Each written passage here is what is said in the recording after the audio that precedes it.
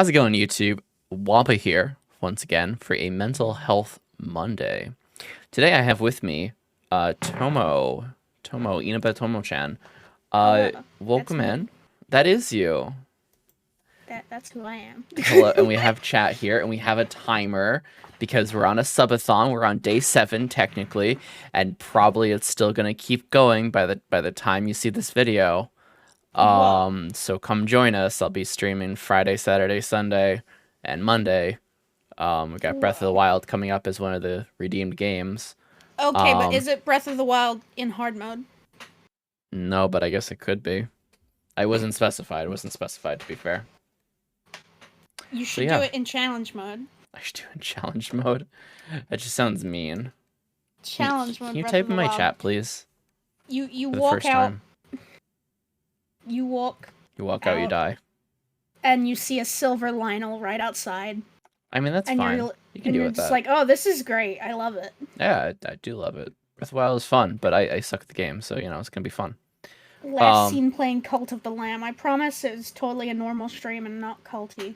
Yeah, wow, a game like that, I can't imagine that it could be anything but just absolutely normal and ordinary. It was completely wholesome. Absolutely. So anyway, please introduce yourself. Hi! Good introduction. All right. Thanks. Moving on. How's your mental health? Oh boy. Good answer. All right. Thanks for coming on. I appreciate you talking with me. Inaba Tomo-chan, everyone. Round of applause. Yay, there we go. Round of applause. Interview done. I did it. Gamers. We did it, gamers. Speed I'm gonna go run. play Final Fantasy. Hey, Stefan, welcome in. How you doing? That's my boy. That's your boy. That's my boy. That's one of my boys. That's one of your boys? Stefaniel. If you call him Stefaniel, he gets upset. Stefaniel. Tell him he's from Sweden. Stefaniel from Sweden? I'm confused. Yeah. It's okay. He'll be mad about it. Okay. See, the joke is that he's Danish, and for some reason he hates Sweden. Motherfucker. See, I told you. Hey, Scrooge, by the way, welcome in. Oh my god. Speedrunning mental health. Yeah, I never had any. So it's easy. Oh yeah, I mean, people don't have mental health. Mental health is fake and obviously not real, and that's ridiculous. Yeah, like my brain is like I more meant as in like health, as in like a standard of having health. Anyway, come up with a clickbait title for this one, so I can get algorithmed with 1 million views. I don't know. Didn't you already have a clickbait title? Like you were gonna like something about my mom. Oh yeah, that's right. It was gonna be like, oh god, you were gonna like get me to disown my family. Oh yeah, that's true. That's true. And I was like, I'm not though. Red Panda VTuber claws out the eyeballs of her mother live on stream. Jesus Christ, no. My poor mother. Real BPD story. Yeah, yep. You gotta throw that in there. I mean, everyone, like, everyone knows that if you have BPD, you're a sociopath. That's how it is, right? That's what the internet told me. The internet is very nice. Would never tell me lies. Yeah, do you think that title would sell? Maybe it might be with the character count. It could be over the character count. It's possible. It's possible. Like, do we have a copy pasta? As anything that could sound copy pastable. Anything that could sound copy pastable? I don't think there's a copy pasta about BPD. I would be surprised if there isn't. I'll look. BPD copy pasta. Hi, Red Panda. Hi, I'm Tomo. I'm a Red Panda. It's nice to meet you. You stink, you poopy boy. r/copy pasta. Fuck. I'm experiencing this and have been with my best friend, Sad Face. She has BPD and it makes it even harder. My pregnancy and child have brought up a lot of horrible. Do we have a poop? Uh-oh. Poop, poop, poop, poop, poop, poop, poop, poop, poop, poop, poop, poop, poop, poop, poop, poop, poop. We have a poop, we have a poop, we have a poop, poop, poop, poop, poop, poop, poop. Is that a poop? Is that a poop? I have no idea what's happening. I think I have poop. It's literally the fucking copy pasta. I'm literally reading it. Congratulations. I looked up BPD copy pasta and that's what I got. So, you know. Anyway. Oh my god.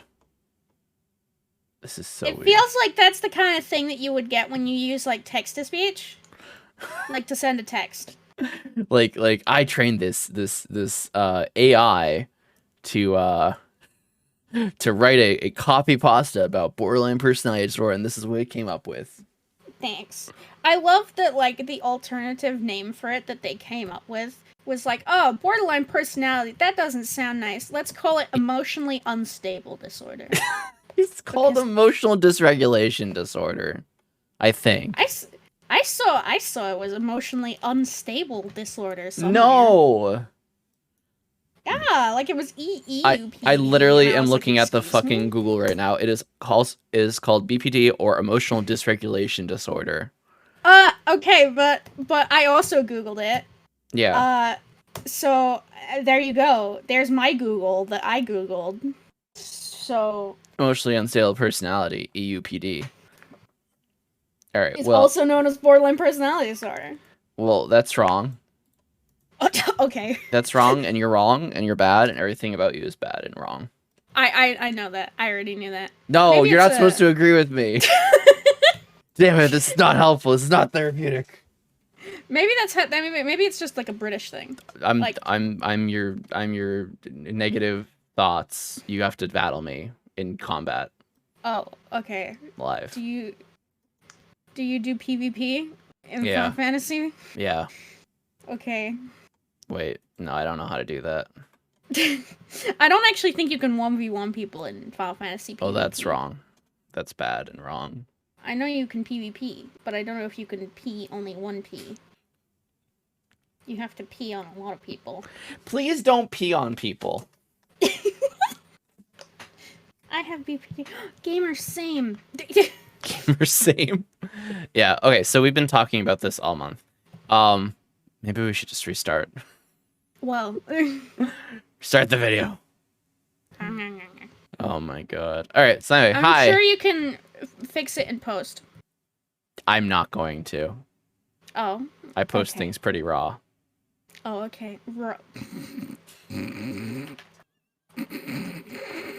I'm not gonna say the sentence that came into my brain. Yes, you are.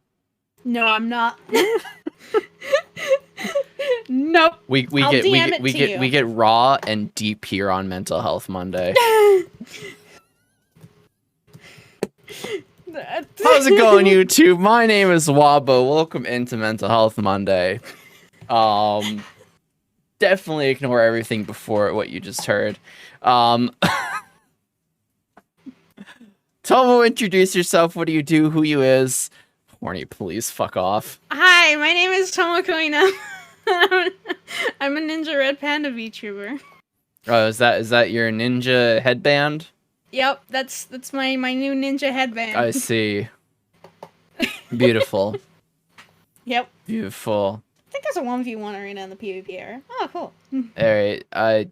Tell us more about yourself and your mental health stuff, because I brought you on the show for a reason. Whoa, you totally did. Flubber. Yeah. I have lots of things in my brain. God, same. Don't we all? I have lots of feelings, and they're big. Excellent. Big feeling. Just like me. I'm big. Whoa. My feelings are like this big, but bigger. It's pretty big. Yep. It's pretty crazy. All right. How do you fit all those feelings in the tiny brain? That's mean. Yeah, that is pretty mean. Thanks. Oh my god. I don't know how I do it, man. I don't know how I do it. Two autistic ADHD fuckers try to do a mental health interview. There's my title. There it is. Two people who are too autistic to function. Two ADHDers attempt a mental health Monday. I mean, this is pretty much what happened last time I was here, when Hattas was here as well. Except it was worse, because there was a third person. Okay, I'm gonna try to focus, I swear.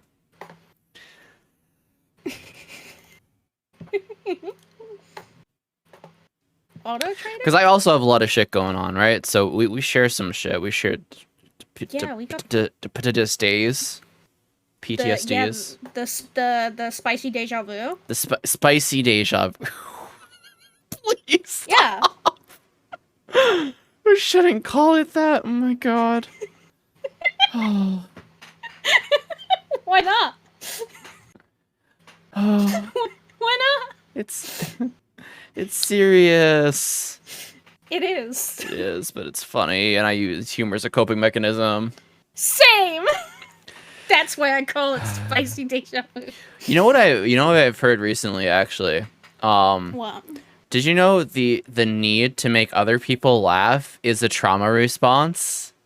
Holy shit. Yeah. That makes so much sense. Doesn't it? That makes so much sense. That's why we're funny. The other day I was going through some shit with a friend who's got a lot of things, and I was going through some shit, and I was just the whole time desperately trying to make them laugh. I was trying to be supportive, but also as dumb as hell to make them laugh. Do you know why that's a trauma response? Why? Because I need to make sure that you're in a good mood so that you're going to take care of me and you're not going to hurt me. Because if you're in a good mood, that means you're not going to hurt me. Oh, shit. That makes too much sense. Yeah, I know. Oh, God. Yeah. Oh, no. Yeah, I learned that one, like, last week, and I was like, oh, shit. I love it when that happens, though, when you find something and you're just like, oh. It Like, all adds up. Uh-oh. Wait a second. Oh, sorry for the reveal, JV. Like, yeah. Oh, God. Yeah, so, like, it also goes along with, like, trying to people please, but, like, it's a very specific version of people pleasing. I do that. Screaming, crying. Yeah. Yeah. Literally sobbing RN.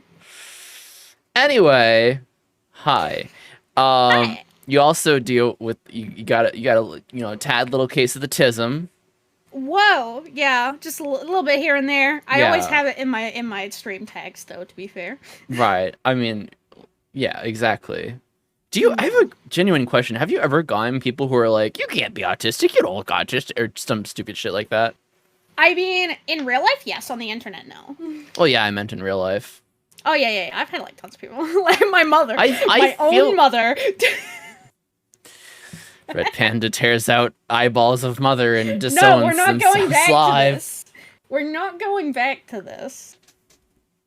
I'm gonna get you to disown your mother by the end of this. The way that my mother approaches autism is hilarious, because when she sees it in like TV and movies and things, she sees it and she's like, "Oh, that's like the struggle. Oh, they're so supportive. Oh, that's so nice. I can't believe sweet. Like, oh, the support is so good." And I'm like, "Oh yeah, autism. That's what I have, right, Mom?" And she just goes.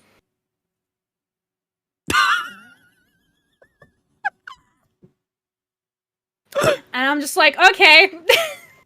Oh Thanks. no. Gee, thanks for the validation. Thanks, Appreciate mother. it. You know, other people can have it, but not me, clearly. Well, because you're her favorite daughter who's functional and you know. Definitely. Oh, everyone has a little bit of autism. Don't let her. Don't tell her that I'm gay sometime. She can't even handle that, let alone she the can't autism. handle that you're gay. No, she can't handle the Okay, right. You're either gay or straight, says my mother. There's nothing in between. And I'm like, okay. She has a very strange view of how being bisexual works. She's one of those people that are like, oh, they'll cheat on you. That's pretty biphobic. Yeah. Yeah. That's like literally biphobia in a nutshell. Yeah. Of calling biphobic bi people like loose or whatever the fuck, like, or like cheaters. No, right. Her logic is that what if one day you wake up and you decide you wanna be with a girl instead? And I'm like, mother, that is not how it works. I'd be like, Mom, did you wake up one day and decide to be with a different guy instead? Yeah.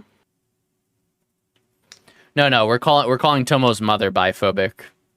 Yeah, Stefan, it's fine. Stefan, it's fine. Waba's chill. I mean, bi people can also be biphobic, internalized. Yeah, I guess the internalized. Yeah, I was about to say. Oh my But god. they also be true as well. Like, brain. if you're learned that people being in a better mood doesn't guarantee them treating you better, so you kind of just stop trying to make anyone laugh or give up joking entirely. So to answer this question, I'm going to tell you a small bit of information. So you know about fight or flight mechanism, like the fight, flight, or freeze. There's more actually. The fight, flight, freeze. Fawn. Rock, paper, scissors. It's fight, flight, freeze, and fawn. Freeze means you do nothing, and fawn means that you try to appease someone in some way, shape, or form. Oh, I see. You don't pass out with, like, love hearts over your head. Yeah. I mean, it can be kind of like that. So, I mean, it's still people-pleasing in a way, but also it could just be a freeze. That's just, like, you've learned nothing's gonna work, so you don't even fucking try. So you just like, give up. Yeah. Welcome to Apathy Land. Flop. I think it's just called flop. Freeze or flop. Flop. Yeah. Fight, flight, freeze, flop. Fawn. Fight everyone. Fight your mother live on Twitch. No, leave her alone. I will not. She is crippled. I don't care. So is my mother. I disown that bitch. Fuck my mom. She's narcissistic. Thank you. She's narcissistic. She's a piece of shit. Fuck her. Oh, my mom isn't narcissistic, at least. That's good. Speaking of narcissistic, the same friend that I was working through stuff with, I had to introduce them to the fact that r/raised by narcissists exists. Because they were telling me... No one here has context of this conversation, by the way. No, it's fine. They were telling me, about, things. And I was like, oh, you're not the only person to have gone through stuff like that, right? And they were like, what? And I was like, yeah, there's a whole subreddit. Yeah. And they were like, wait, Bro. Really? Yes. It's that common? And I was like, It is. Mm-hmm. It's very common, which makes me point out the whole system of, like, parenting is, like, inherently becomes an ego fucking power trip of that.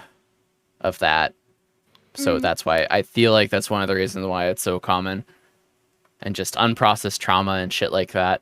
Which is why I like the game Boyfriend Dungeon. Parent. I'm sure you would. That would be awesome. I would just like because when I was a kid, if I did something wrong, I would get shouted at. But if my kids did something wrong, I would sit down and be like, hey. What was why? Why do you do this? Why? No, honestly, that's a good way to go about it, really. Like, I feel like every parent who's going to be a parent should be forced to take, like, a child development psychology class, like, honest to God. Absolutely. Like, I feel like it would There help. are so many unqualified parents out there. Yeah, because you don't need a light. Like, anyone can have a child, but not everyone probably should have a child. I mean, Waba, do you know what my job is? No, actually. I work in a school. Oh, shit. Yeah, that's right. I work with special needs children in secondary school. So... I'm familiar. Yeah, so you get all the parents and the kids of said parents that are like... Oh, oof. The best parents are the ones that are like, my child has never done anything wrong, and everything that they've done that is supposedly wrong is actually your fault. What? And it's just like, right, yes, of course. My child would never do this at home. You sure? You sure? Okay, if you say so. Sir, your child was Googling porn at school. Oh, well, that's not my fault. Okay. Why is my child cursing? I don't know. Well, fuck you, you piece of shit. Cunt back. Oh, there it is. Yeah. Oh, there it is. Spaghetti and nuggies? Hell yeah. That terrifies me. Why? That's two textures. How dare you? Oh my god. Anyway, Tomo, to actually ask you one of my fucking canned questions. Whoa, you came prepared? I always come prepared. Gamer. Okay. What's up, gamer? What's up, gamer? Please don't. When did you first start noticing that your brain did a burr instead of did a I am normal person. Haha. Oh boy. I don't know. I've just always been like, here we go with the tragic backstory. It all begins. Let's go. It all started when I was born. I'm so sorry, honestly. You never chose to be born, and neither did I. I know, right? But some son of a bitch decided, like, you know what? It's looking good. I was actually an accident. I was they called it a surprise. Because my mother was in her 40s when I was born. So obviously Same. I came along. And my mom hadn't had a lot of luck with having like kids. Like she had my brother, but she had like a lot of miscarriages and stillbirth, and it's very sad. Right. But then I came along, and yeah, I was a surprise. And my dad was like, yes, because he really wanted a daughter. He was That's over cute. the moon. My mom was not. My mom was really like, she was like, I hate girls. I don't want it to be a girl. But here I am. Because girls are so much more dramatic. You know? What? They're harder to deal with. What?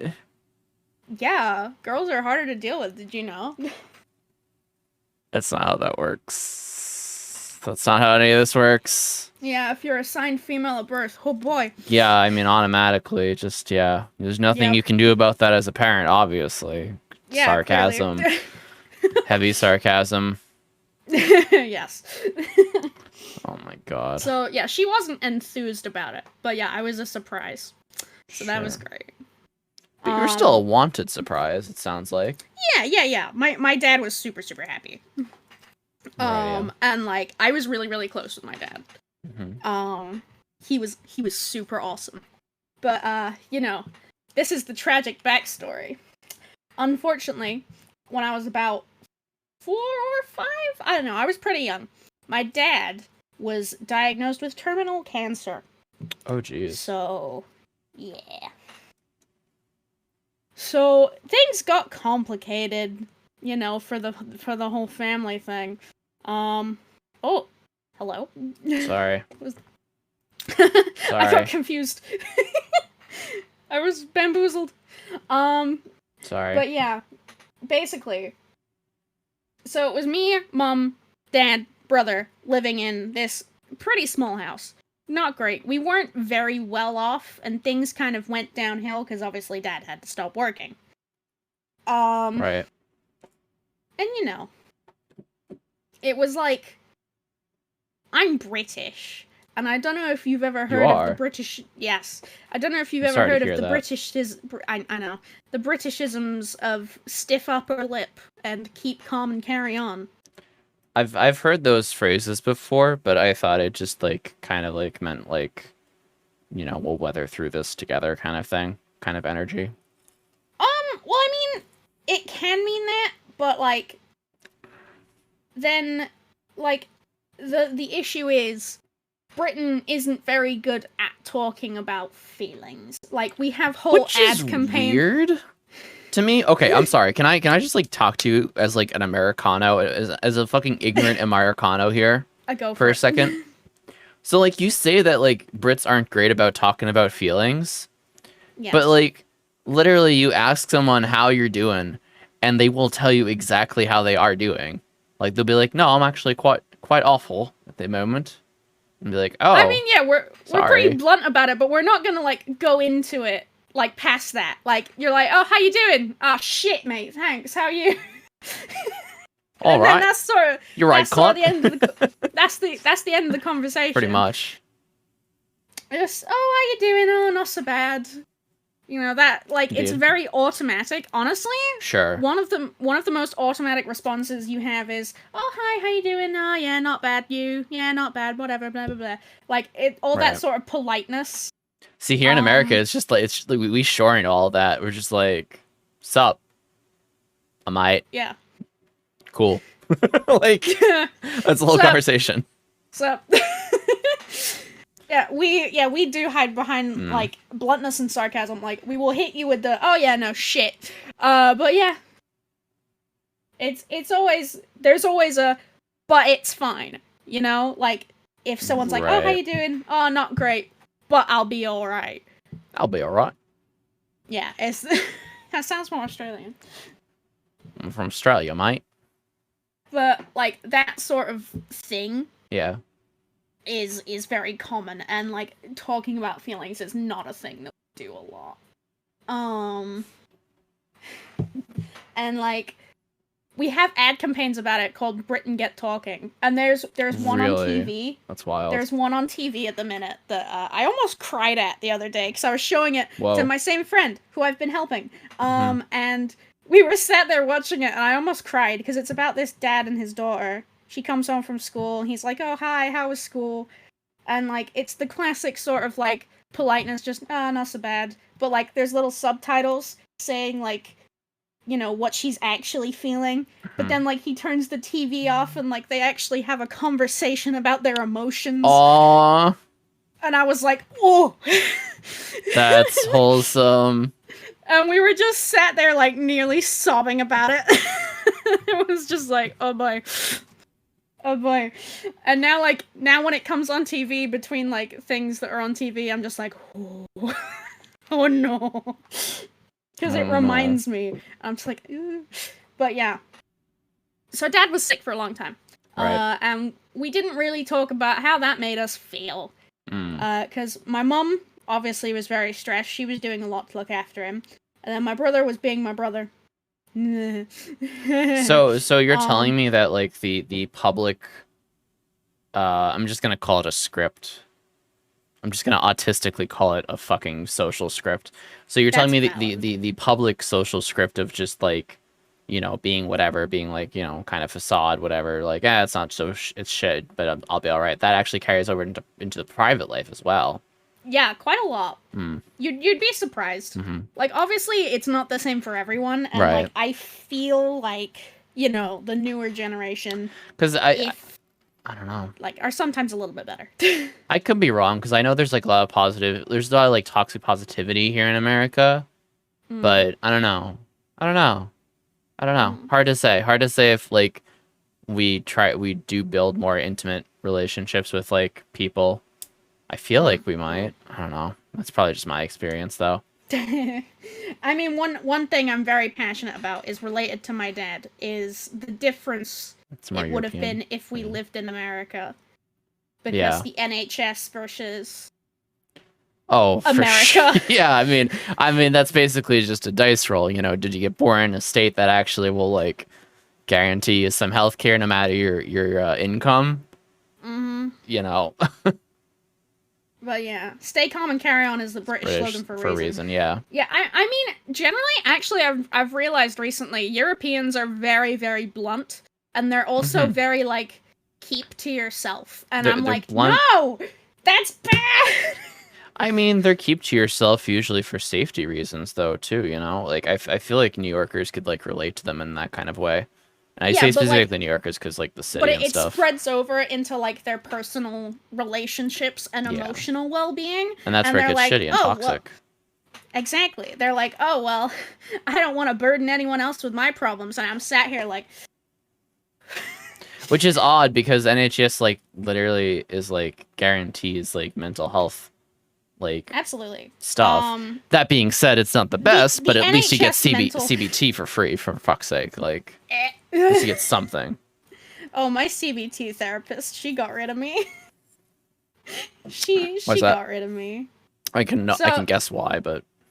Okay, let me go back to my tragic backstory. I'll tell it in order. Okay. So yeah, I'm little, and shit's happening. It's not great.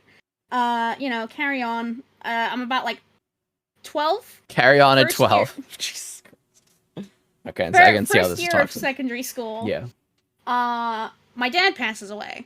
Oh my goodness. It's really sad. I didn't really cry about it at the time. Like, I cried a couple times, but I dealt with grief differently. And that was a whole phase, because I remember being at the funeral, not crying, seeing my family crying, and being like, am I broken? Aww. Why aren't I doing the thing that I'm supposed to be doing? Why am I not crying? Yeah. Yeah. That's a mood. And And, like, because he had been sick for so long, Yeah. I had, like, accepted that. Like, Yeah, you I kind remember, of mourned for him already. Yeah, walking to primary school in the morning at age 8, being told, you know your dad's not gonna get any better, right? Okay, have a nice day at school, honey, love you. Okay. Jesus Christ. Yeah, by the way, your dad's basically dead. But have a good day at school. Okay. Okay, mommy. Oh, wait, I missed some trust issues. Right. When I was a kid, I always wanted a pet dog. I'm taking you on a tour of the U.S. today. I have, like, the Minnesota Ope today. Let's go. You had a dog. I always wanted a dog. You always I was wanted desperate for a dog. Right. Because, you know, autism, love aminal. Aminal good. Animal bad. Sky. Shut up. Come here. And I was like... You are bad. Okay. I was like, Mom, can we get a puppy? And eventually, she was like, yeah, okay. So we got a Yorkshire Terrier puppy. And we had it for about a day or so. And it was just a cute little puppy. And then I go to school. And I come home the next day. And the puppy's not there. And I'm like, where's the puppy? And she's like, we got rid of it. We gave it away. Why? It was only one day.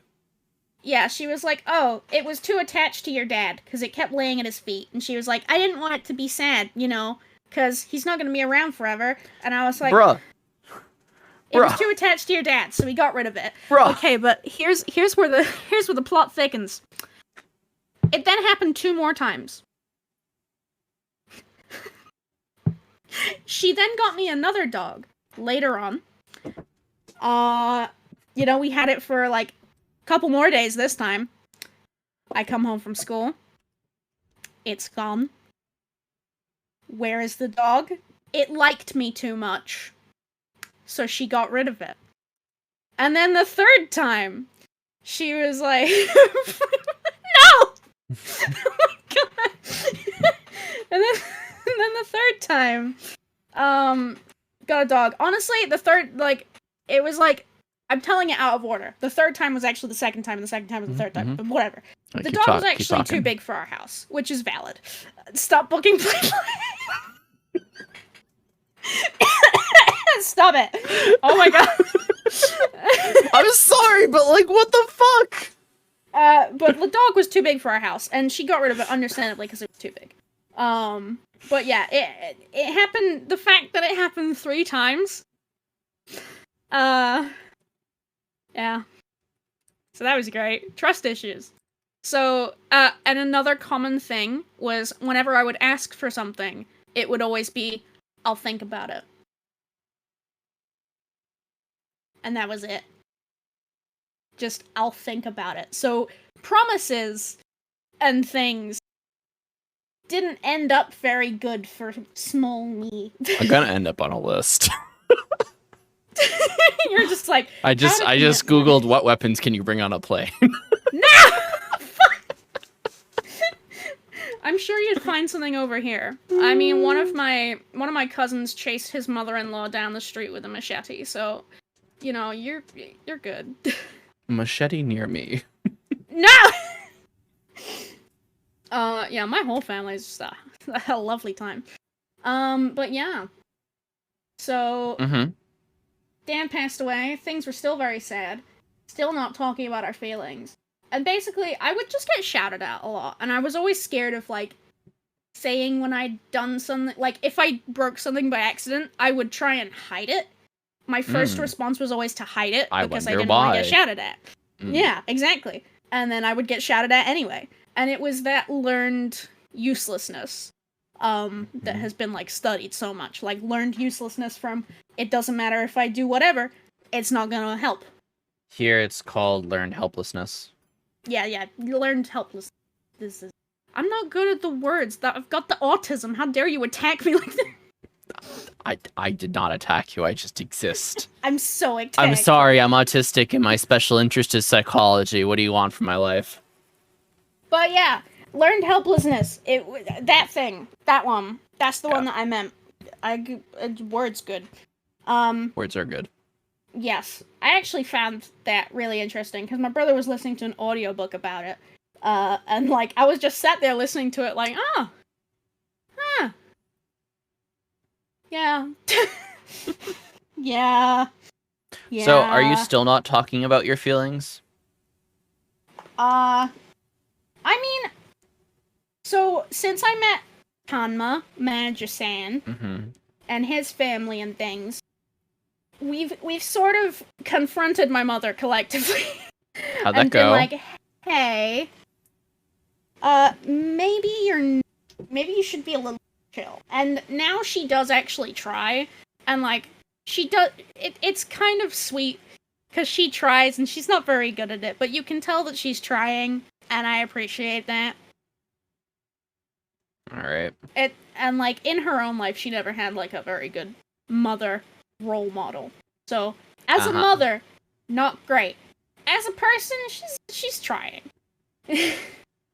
and she's gotten a lot better. I'm still on the fuck this bitch train.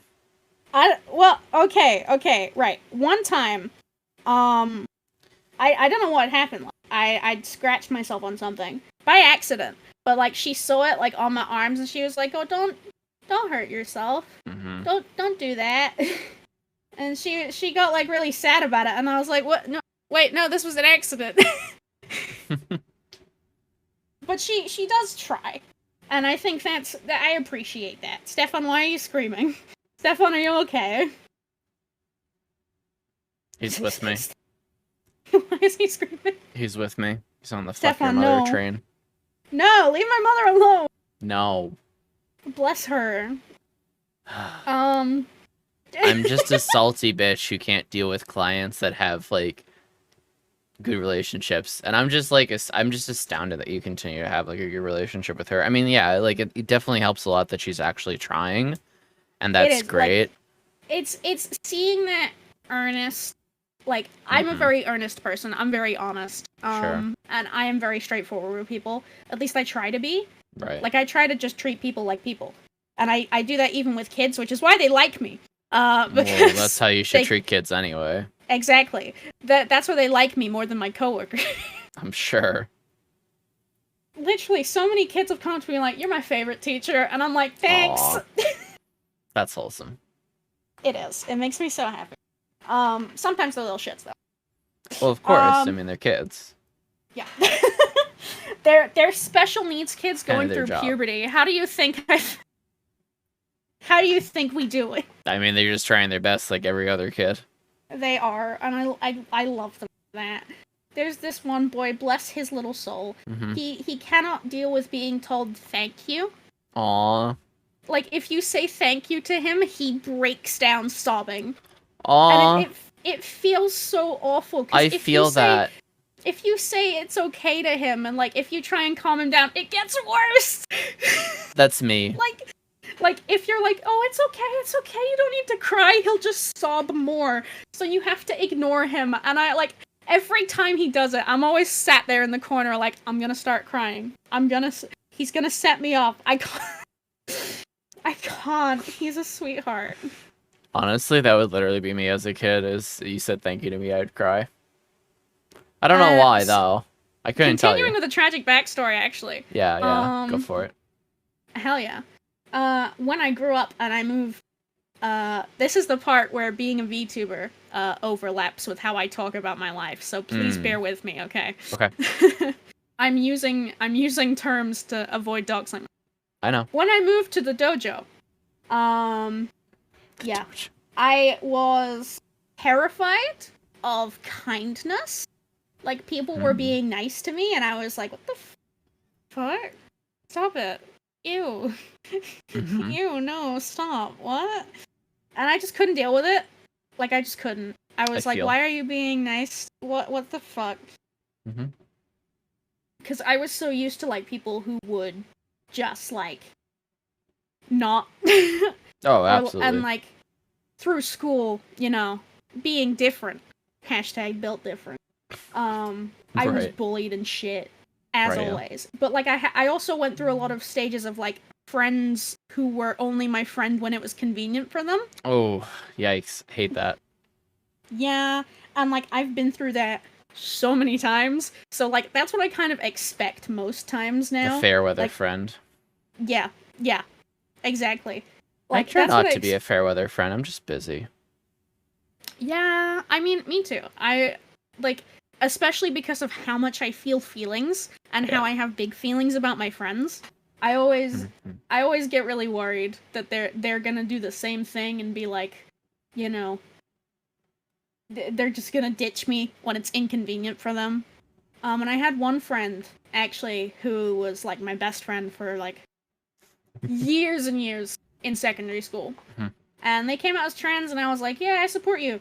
And, like, you know, I was being really supportive of their art, of, like, their gender stuff. Sure. I was trying to be very supportive, and they just started talking to me, like, less and less, and I was like, trying to check in with them and be like, hey, you know, you okay? And then one day they just, like, blocked me on everything.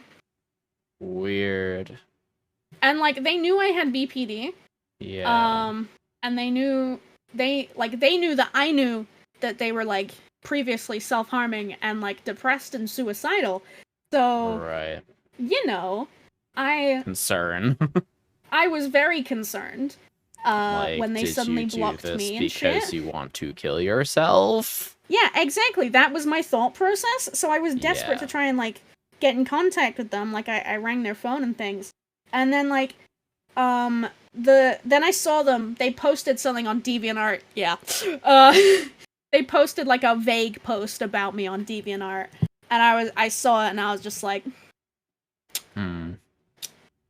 What was the vague post about? Like, what was it like? I can't remember exactly what it was, because I remember. Yeah, what was, like, the feeling that it was supposed to be? But it was like, I know you're reading this. I've got a different account, but I'm not going to share it because there's someone who I don't want finding it and they won't leave me alone. I just want them to fuck off and leave me alone and like that kind of shit.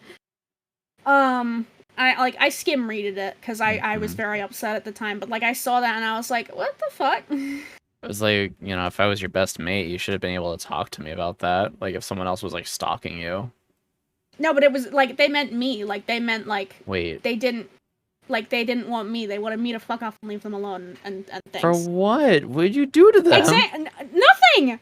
Like, I don't Jesus. know. I was like, please just give me an answer. Please just give me any kind of closure. Yeah, like, literally give me some closure. Like, what the fuck did I do to you? Like, I rang them, I was like, please give me any kind of closure. And they just wouldn't answer, and they, like, yeah. They just blocked me on everything, and it was great. And I was like, fantastic. I love that.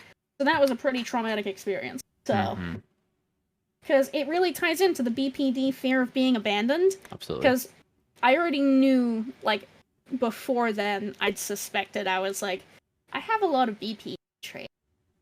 Yep. When did you first start suspecting? Well, okay, in secondary school, towards the end of secondary school, I had, like, a tutor, like, a home room tutor, like, teacher kind of thing. I don't know how to translate it to American. It's a tutor? Yeah. But he was really chill. Me and, like, a group of my friends would chill in his room at lunchtime, because autism. And it was safe in there. And we would just talk about, like, nerd shit. Like, he would LARP. He was into LARPing. He met his wife on World of Warcraft. Like, he was really chill. Yeah. And he said to me, like, I can't remember what we're talking about, but he went to me one day, he was like, if there was a really busy supermarket, how would that make you feel? And I remember me and all my friends going, oh god, no, oh god, and he was like, and then he said to me one day, he was like, you remind me a lot of my son, and like, he told us about his sons, and he was like, yeah, my sons are autistic, and I was just like, wait a minute, and that's when I started looking into it. Into autism. That's when I was like, do I have the spicy? And I was like, oh, this makes a lot of sense. And so I managed to, like, convince my mom to let me go to the doctor, to convince the doctor to refer me for a diagnosis. That go? And then yeah, I went and like we were talking to the lady, and my mom was there with me, and like the lady was talking to me about things, and she was talking to my mom. She was like, "Oh, so what was she like as a kid?" And my mom was like, "Oh, she would always like line up her shoes or be really specific about things, but you know that's just what kids do. That's just what kids are like." No. And the the woman is sat there like Kids are disorganized as shit. Me and this Texan woman were both just sat there like, no, kids honey. do not do that. What else did you do? You know. But like the funniest part was my brother is also autistic. Oh, so shit. Technically, to my mother, that was just what kids did in her experience of having children. I'm sorry. In her experience of having children. Oh my god, your mom is such a fucking closed world type of thinker. This pains me. I mean, this pains me so much. England is pretty far behind. I guess, like shit.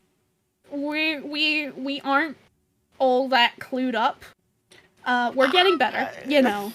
I think but definitely bullshit. My mom's generation is. Yeah, sure, generational. But like, I personally nowadays, like, I really feel like innocence is such a bullshit thing. Oh, definitely. I mean, at this point, if you're that unaware of like a situation and you're young, you're either like, I'm sorry, like genuinely, I make super sheltered. Yeah, you're either like super duper sheltered, or / most likely sheltered, aka you were abused, and you're just used to it because that's all you know. Yeah. Oh, it surprises me. And you have no internet access, and it's just like, how many families? How the fuck? Like, are you just claiming this for clout? Kids come out. Kids come out and they're like, "Oh yeah, we do this in our house, but that's just what everyone does, right?" And it's like, no. This also translates to my annoyance at clueless streamers. Like, I get it. Like, a lot of times we don't fucking know what we're doing. But like sometimes there's like important shit and they're like, "Oh, what is this thing?" And it's just like baits engagement, and I'm like, no. You have Google. Like, please use your brain. Like, use your fucking brain. I know. What are NFTs? I've never heard of these before. Woo. Okay, to be honest though, I don't know what NFTs are. I know that they exist and they're bad, but I don't know. They do exist and they are bad. I don't know anything. You know what they are? I don't actually. You want me to fucking NFT bro you real quick? Like, it's like they're like pictures, right? Yeah. So basically, they're pictures, right? Okay. And they're uploaded to the site, into like the metaverse, and it's called like the blockchain or whatever. Like, it's like a an address location or whatever. I've heard of the blockchain. The blockchain. And like the picture is given like a certain like token number, and you have to pay the site a certain amount of money to like make it yours, and then it's yours. Like, you own the rights to that digital key to that image or whatever. Okay. And no one else can have it? No one. Well, you can sell it to other people. Fair enough. And usually what people do is they just have like an AI that makes like a bunch of like, like the monkey one, like the generic monkey one. Yeah. I've give an AI that makes a bunch of those. And then you fund. They're called non-fundable tokens, is what it stands for. No fungible tokens. Non-fungible tokens, whatever fucking fungible means. But basically, it's not a physical object. It's like it's like a key. It's a token key that relates to that image and your ownership of it. So the funny haha troll. Well, I'm getting there. So the funny haha troll is people saving their image and be like, haha, I stole your NFT. Like, not really, obviously. So the whole thing with it is that people have like basically arbitrarily assigned value to these things, and then they're like traded with like various cryptocurrencies like Ethereum and Bitcoin and stuff like that. Right. And effectively, really what it is just like a fucking pyramid MLM of convincing people that these things have value, and their value is going to appreciate. So, you know, they're worth this much Ethereum, and Ethereum is like totally legit cryptocurrency. I mean, cryptocurrency in itself is already like...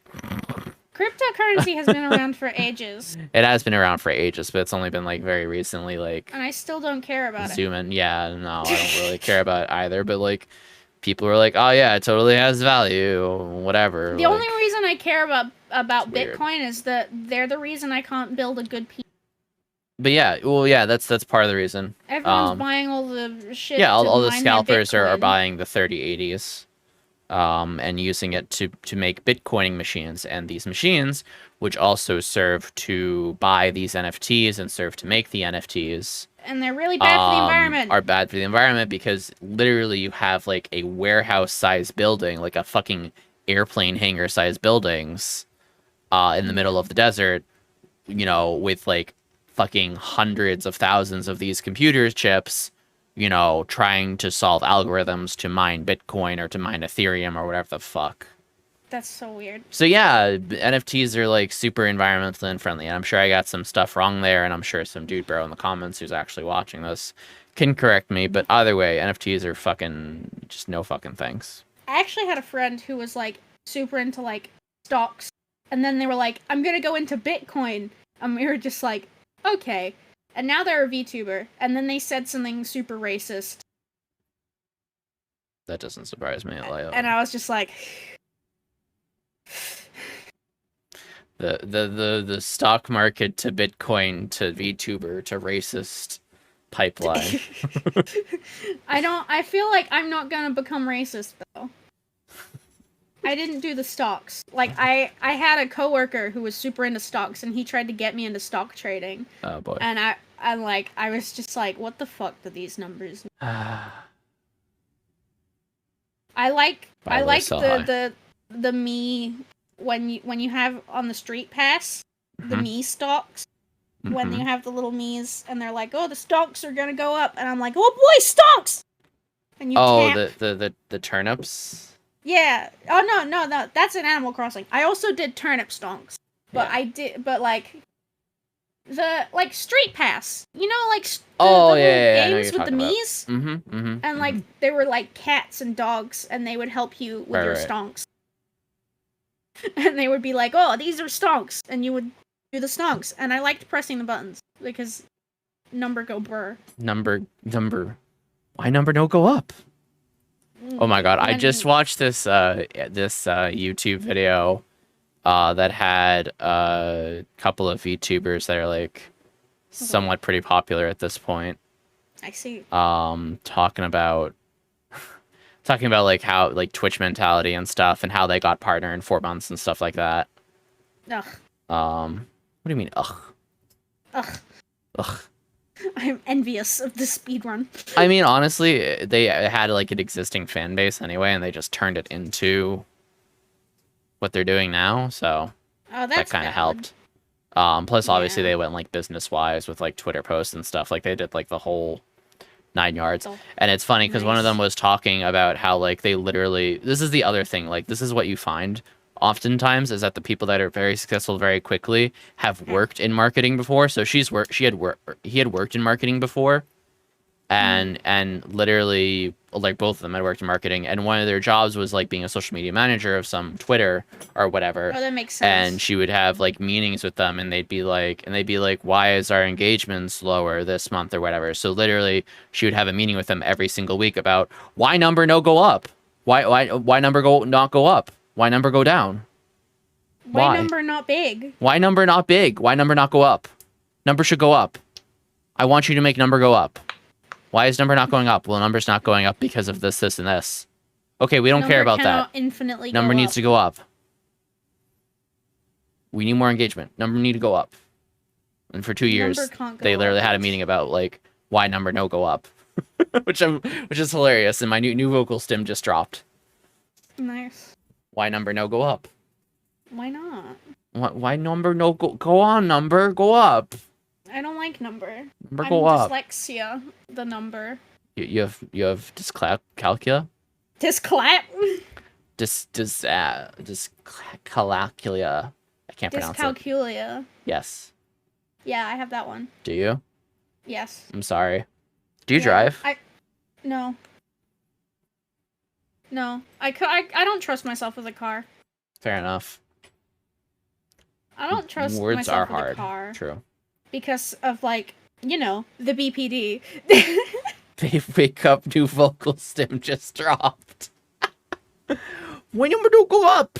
Go up, number, go up. No, number, go down. No. Bad.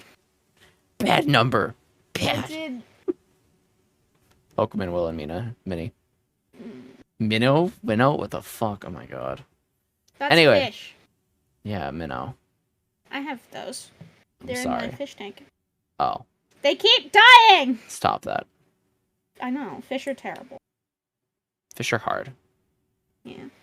Number no go up. Number go Tomorrow down. I become farmer in Final Fantasy. Yeah, Good forever. luck. And no one ever does any content ever again. It's great. I'm gonna be the only streamer who does Final Fantasy 14 content anymore. Yeah, you've got it. You've got a corn in the market while everyone is on their farm. You know what? That's Minnie. This is my return to Final Fantasy 14.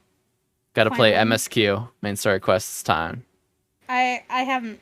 I'm on the most recent set of patch quests with the main story quests, and I just stopped doing them. Yeah, I stopped because I was just burned out, but now I'm probably gonna try to go back. Yushtola was like, hey, we need to do this thing, and I was like, what if I did? What if number no go up? So then I left her in the middle of the ocean. I also have to do MSQ to be able to do the farm stuff. That's true. Oh, that's true.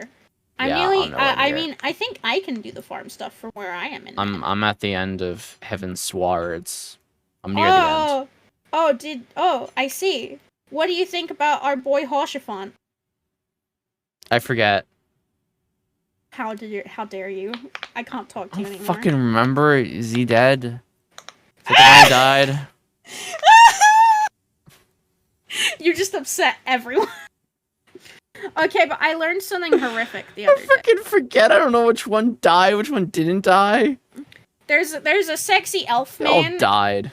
yeah, Hoshifant is the one that fucking died and everyone was really sad about it. Oh, yeah, whatever. Thanks. Anyway, Wow. there's a really sexy elf guy in Heavensward. His name is Amaric. But the reason that he's sexy and all of the other elves aren't sexy is because he's not actually an elf. He doesn't have an elf face. He's literally built different. That's why he's hot. You know what my problem with this game is? This game doesn't have the same magical power over me that it does for like other people who like played it like back when it first came out. You know what I mean? I do not, because I didn't play it when it first came out, and I'm still loving it. Yeah. So I don't. I'm down bad for the Shadowbringers villain. He has consumed my entire life. I love him. You know what I am mad about dying? Hey, wait, no, I was about to bring it back to mental health. God damn it. Ysel shouldn't have died. Ysel deserves justice. Ysel's fine. She's dead now. She's not fine. Yeah, she's dead. Anyway, I was about to bring it back to mental health. How dare you? How? Anyway, Do it. So the latest patch is all about mental health. My boy. Anyway, so I get really attached to fictional characters because BPD. Oh, really? Why? And escaping into fantasy. Mm-hmm. And I get really, really, really attached to fictional characters. And usually it's fictional characters that would be extremely abusive partners, to be honest. Oh my goodness. Because it always hits me with the I can fix him. I can fix him. Yeah? Yep. A manager saying the other day, I was talking to him. It's like I was talking about a thing, and he was like, if you say the words I can fix him, I'm going to throw you out of this moving car. And like, but Have you ever been friends with someone who was someone that you were like, I can fix them? Or just fictional characters? You had no friends? I can't say this. I can't say it. They're watching the stream. I'm kidding. I love them. They're my friends. Yikes. But also, I can fix them. Stop. I'm kidding. Discontinue. I'm just here to be supportive and loving. I can fix them. People can fix themselves. I can fix. No, he can't. Jesus Christ, he can't. He's allowed to have peer support. Mental health peer support here. All right. Don't you squint at me, bitch. Don't you squint at me. Anyway, yeah, so my friends always treated me like shit, and I was abused online by a really creepy man when I was a... Yeah. Don't do that. No one can fix Rat Daddy. I can fix him! He's super dead, but that's fine. But anyway, yeah, so all my friends treat me like shit. Anyway, so when I was a kid, right, you know on the internet, Don't treat right? like shit, damn. I'm kidding. You know on the internet though, right? You know how it's a great place for young, impressionable children? That's true. You know how it's fantastic place to be when you're a 13-year-old child. I mean, honestly, being a 13-year-old child on the internet, like, what could possibly go wrong? I'd like you to take a seat over there, says Chris Hansen. It turns out everything could go wrong. Oh no. In my case. Oh fuck. Because I made a friend. A special friend. I made a friend. His name was Brian.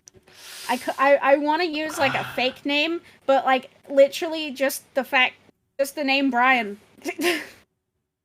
And he was very into My Little Pony, but that was beside the point. He was a grown-ass man, and I was 13 years old. And he would do, like, role play. Yeah. Ew. He would do role play with me. And some of the content of that role play was very, very graphic. Cough, grooming. Yes, groomer. Yeah. Very graphic, very Jesus sexual, Christ. and just generally very awful. Like, very much. Like, you should probably not be talking to a 13-year-old like this grown man on the internet. No, Jesus Christ. I don't know. Are the trigger warnings allowed? Can I tell them what he talked to me about in the RP? Yes. Tune out now if you don't want to hear this. Close your ear holes, kids. It's not pretty. So there were like demons and sex dungeons and slavery and like forced pregnancy followed by abortion in like graphic detail. Bruh. I was 13. Bruh. Bruh.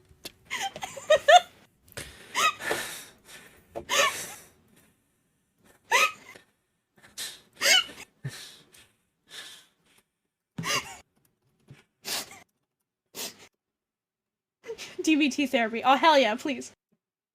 God damn it, no! It's okay, he was American. New fundraiser, kids, $347 to go kill a pedophile. No, he was American. It's okay. He's an American. Oh, where was he? Where's he located in? I can send you his IP address. Oh, could you? I think I still have him on Discord, actually. Oh, do you? I don't talk to him, but he was like a grown-ass man with like his own problems and depression and shit. And I was 13, 14 years old, and he was dumping all that emotional garbage on me. And then also the roleplay, which he would then, like, if he was in a bad mood, he would use the roleplay to then take that out on me and abuse me with it. So yeah, that's a real great time. Minnie, get your fucking passport in order. This is fucking sledgehammer time. Gamers, we're going on a road trip. We're going on a road trip, ma'am. There's a list. Oh, I haven't even told you about my ex-boyfriend. Okay, so you get the fucking weirdo pedo shit, dude. Yeah. So that was on Skype. So that was when I that was of course early on Skype. He also tried to groom one of my friends who lived in Rhode Island. Thankfully, you know, he didn't, because my friend in Rhode Island was like, "What the fuck, man? That's really creepy. Leave me alone." And I turned around and I was like, "What the fuck, man? That's really creepy. You should leave him alone." And he was like, "I'm sorry. I really like you guys, and like I'm just going through so much, and like I don't want to be on my own." And I'm like, please tell me he didn't fucking solicit y'all. as well? He tried. He tried. Please tell me like, you didn't. I did not. Okay, good job. I did not. Good job. I was a dumb kid, but I wasn't that dumb. Good job, because I have known dumb kids who have done that and are now, like... I mean, there's, like, ways to, like, combat that, and we actually have resources about that specifically. Yeah. But, like, I did send underage nudes to a boyfriend at the time, but, like, yeah. Don't do that. No, don't do that. It's gross. I don't even send nudes now, because I hate my body. Anyway. That's one way to avoid sending nudes. Yep, and then, okay. I disagree with hating your body, but, you know. Step 2, my abusive ex-boyfriend. Is this the same ex? No, this is a like, oh, that guy wasn't my boyfriend. He was just a friend. But like, he would roleplay like, sure. like me, but then like it was like actual our real life selves, but then also his pony Sona, and then like also like my OCs. I've heard enough. Okay, so my ex-boyfriend. That we all start getting. Is he in the U.S.? No, he's in the UK. Okay. You're under $46, fam.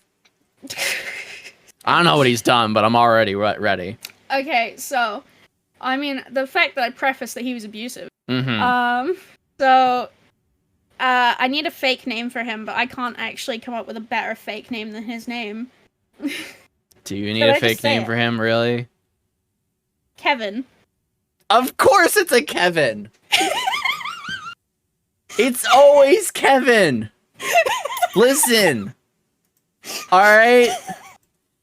Name one Kevin who's a good person. I feel bad for any of my Kevin watchers out there. I'm sure there's some good Kevins. Kevin from Edda and Eddie. Kevin from South Park. Kevin from Steven fucking Universe. Anyway, so... Kevin Levin. I was in secondary school when I met him. And I had an online boyfriend at the same time. Kevin's and the Zacks, I'm telling you, it was a long-distance relationship with this one boyfriend at the same time I met this Kevin guy. And, like, I was a dumb teenage girl. So I did shit that I am very angry about. But basically I was all like, oh, I don't like being in a long-distance relationship. And I was basically manipulated into dumping my boyfriend and then dating Kevin. So that was shit. But like, bro, you really? I'm sorry. I'm not British, but I'm gonna go full British. You really let some fucking dunce named Kevin from North whatever the fuck dump your current boyfriend to be with him? Okay, but let me tell you why it's worse. Because even before like he was my boyfriend, he was just really abusive to all of his friends. He was really abusive and controlling, just as a person. So, when I first became friends with him, I discovered that he is quite an asshole. Like, he will make jokes at the expense of everyone in, like, a mean way. And, you know, I liked drawing. You know, I liked sketching when I was a kid. I was like, oh, I like the drawing the animes. And he was like, you're not allowed to draw anymore, because that's my thing. And I was like, what? And he was like, no, you can't draw. You're not allowed to draw. That's my thing. That's my talent. And I was like, okay.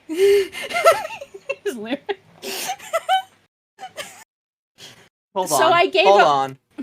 Whatever, keep talking, I guess. Whatever, hold on. Oh, okay.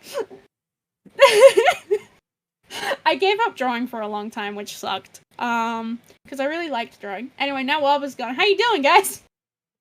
Please don't spend money on plane tickets. They're really expensive. But I mean, if you do spend money on plane tickets, could you hit me a quick a seat on a plane from Denmark to the UK? I know someone who needs it. I'm kidding. Anyway, so yeah, I don't know where Waba went. I'm very confused. Oh, Waba's back now. Okay. So what were you saying? Hi. Oh shit!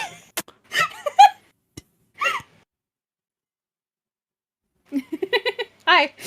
What was that? So I gave up drawing for a while because he made me feel like shit about it. Oh, did he? Yeah. And he was just really competitive. Like, anytime I had any form of achievement, I would be like, oh, I did really good on this test today. And he would always be like, oh, when I took the test, I did even better than that. So. Oh, he was a one-upper. Yeah, literally every single thing. Like, oh, I had a good sandwich today. Oh, well, my sandwich was better than your sandwich. Like literally that kind of thing. And he actually convinced me to starve myself. He convinced me to stop eating my lunch at school so that I would lose weight. Yeah. I was already, like, kind of, like, when I was younger, I was thinner. And I'm like, what went wrong? But he would, like, yeah, you couldn't carry a conversation. Like, everything, he thought he was the hottest shit to walk this fucking planet. Jesus Christ. And something I'm really passionate about is, like, storytelling and my characters, and I've had these OCs since I was, like, a kid. Like, I've lost it, Jeffrey. My mom told me that, like, as soon as I learned to talk, I was dictating stories for her to write down, because I couldn't write yet. So I would tell her stories and she'd write them down for me. So, like, I was really passionate about, like, creative things.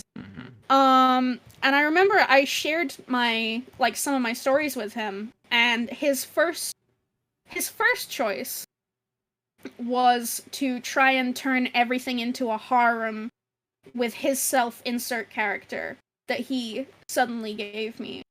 And I was like... If I could roll my eyes more, I would. Jesus Christ. But I won't tell you the final straw yet, because that's when I dumped his dumb. So he used to play fight with his dad, is what he told me. And so he would play fight with me. And he would always brag, like, oh, I don't feel pain, and he would goad people into trying to hurt him. I remember one time he was really upsetting me, and he nearly pushed me into a road. Jesus. He nearly pushed me into a main road, so I scratched, like, his forearm. Yeah. And I actually ended up scratching him so deep that it scarred. Good. Yeah. And, like, at the time, like, he seemed a little bit taken aback by it. But he was like, oh, whatever, I don't feel... And I was like, okay. Alright, sure. Whatever, gamer. But yeah, he would play fight with me, and he'd be like, oh, I don't feel pain, punch me, and whatever. And he would try and goad me into hurting him. And, you know, dumb kid who had somewhat of a spicy childhood. You know, dealing with all these feelings and undiagnosed autism. Yeah, I was like, I fell for it. Like, I was like, okay. And it would always end in him, like, grabbing my wrists. Like, I don't know why I'm doing it to show you. It's a trauma response. But he would grab my wrists, like, and crush them. Hang on. My alarm's going off. Okay, anyway. So yeah, he would grab my wrists and crush them so hard they would bruise. One time he nearly dislocated my shoulder because he'd grabbed my arm and he was pushing me off the edge of, like, of a bed. And he nearly dislocated my shoulder. No, I wasn't saying autism is an excuse to abuse people. I was a dumb child who fell into the classic trap that autistic people do of someone tell you to do thing and you do it. Yes. Wait, is that an autistic trait? Yeah. Wait. I mean, also trauma, but, like, yeah. Oh, no. What? Oh, shit. Oh, no. Yeah, being gullible, quote marks, is, Yeah, I did a lot of things because people were like, oh, you should do this, Henry, it'd be really funny. And even if I felt uncomfortable, I would still do it. Yeah, that's autism. That's an autism thing. My mom is so fucking stupid. You're valid. That's valid. So yeah, he would physically abuse me, and he would emotionally abuse me by tearing down every achievement I ever had. And yeah, he would socially isolate me as well, because I was still really good friends with my I was still really good friends with my ex that I had dumped because of him, and he didn't like that, and he fancied himself a hacker man. Yeah. And he would hack into my Skype. And he would, like, read my chats, and he would, like, send messages from my account. The fuck? And harass my friend. The fuck? Yeah. Absolutely not. And then, oh boy, here's the funnest part. DID. Is a thing. It is a thing. I have it. There's half my community has it. There's 10 of me. It's chill. It do be like that. Except he didn't have DID. Right. But he would pretend he did, so he could gaslight me whenever he felt like he was in trouble. Send me his address. So basically, he had 3 quote-unquote personalities. There was the normal one, and because we were cringy teenagers, there was semi mode, like top, like, and then there was, like, a cat mode, ? So, semi mode, quote mark, was the super abusive one where he would treat me like shit, and basically completely, like, he wouldn't, like, he'd go full, like, emotionless, and then, like, really seriously hurt me, and I would get really upset, and then he'd be like, oh, but that was not my fault. I'm just a little cat. Oh, it's so sad. Oh, don't leave me. This sounds very familiar. Were you featured in some sort of, like, documentary? No. Did I know you before? This sounds very familiar. But yeah, that's he would fake that. That's fucked. And my own cat self is very insulted by this. Yeah, I would be too if I had alters and one of them was a fucking cat. She's like, how fucking dare you? First of all, how dare you? Second of all. But yes. So yeah, the final straw that made me dump him, other than my very supportive friend who was my ex, but ended up being, like, my bestie. Right. He was still supporting me through it all, and I was starting to realize, like, he makes me feel like shit a lot.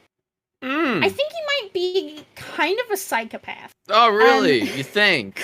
Because I started piecing things together. We were joking about, like, oh, we're gonna make a full psychological report. You probably should make a full police report. Yeah, we were like, oh, we're gonna write this shit down. He raped me in my sleep, twice. What?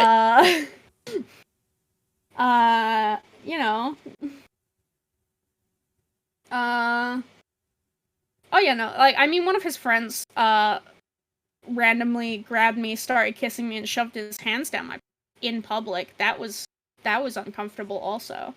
So yeah. Uncomfortable understatement of the fucking century. Yeah. I mean, for trauma that I cannot reveal on stream, Trauma you can't reveal on stream? I swear you fucking said everything that you could have fucking endured. There's more. So sorry.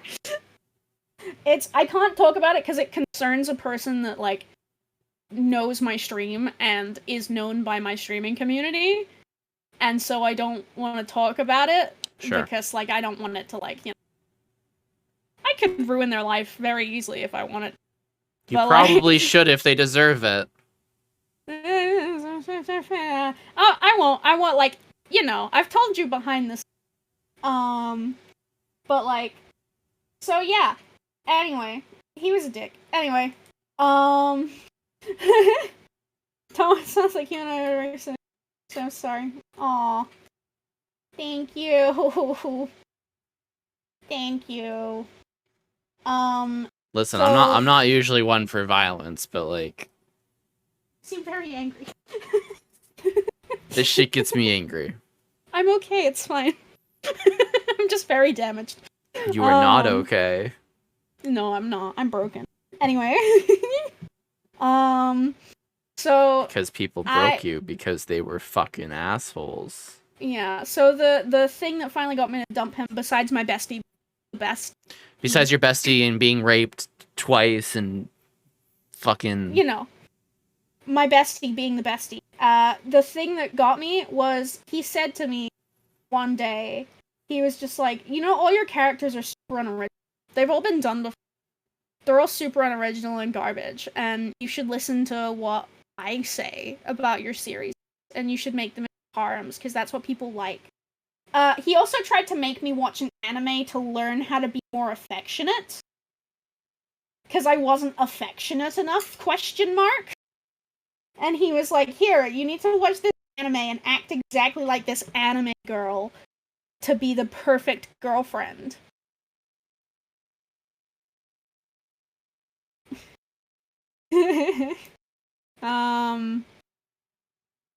But yeah, he basically called my characters shit and unoriginal and uncreative, and I was like, nope, that's it. They're my babies. That is my lifeblood. Fuck you. Get out of my life.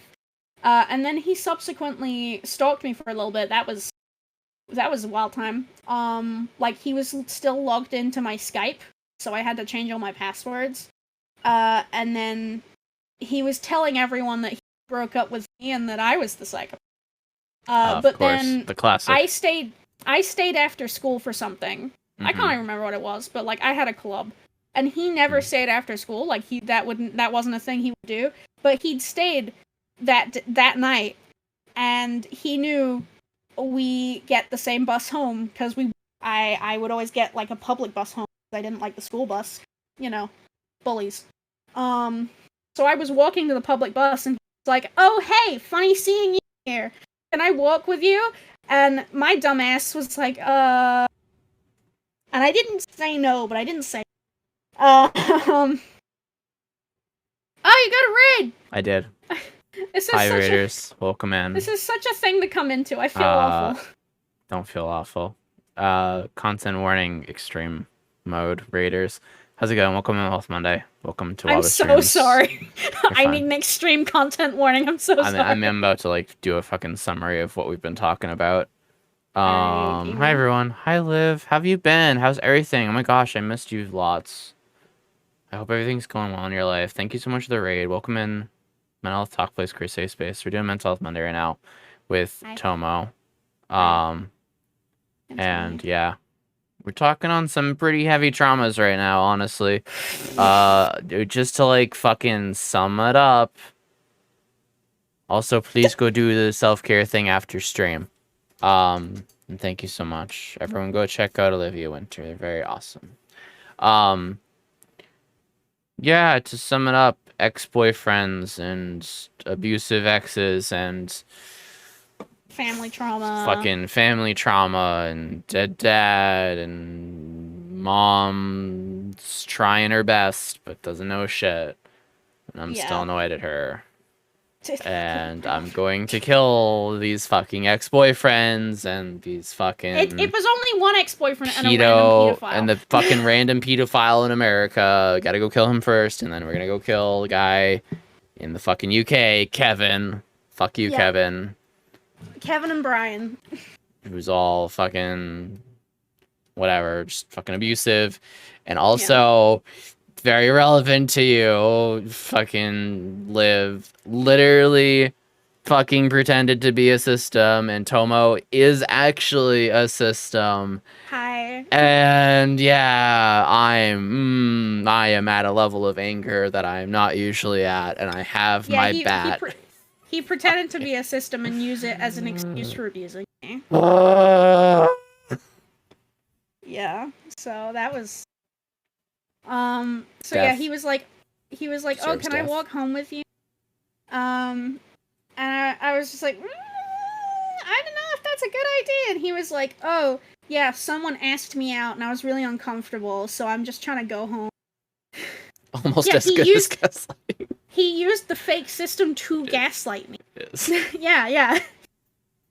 And he was like, oh, someone asked me out, because that was another thing he would do. He would always be like, oh, all these girls want to be with me, and like, oh, I have all these girlfriends, but you don't mind, right? Like, not girlfriends, but like friends who are girls that are apparently in love with him, and he's like, oh, you don't mind that I have them as friends, right?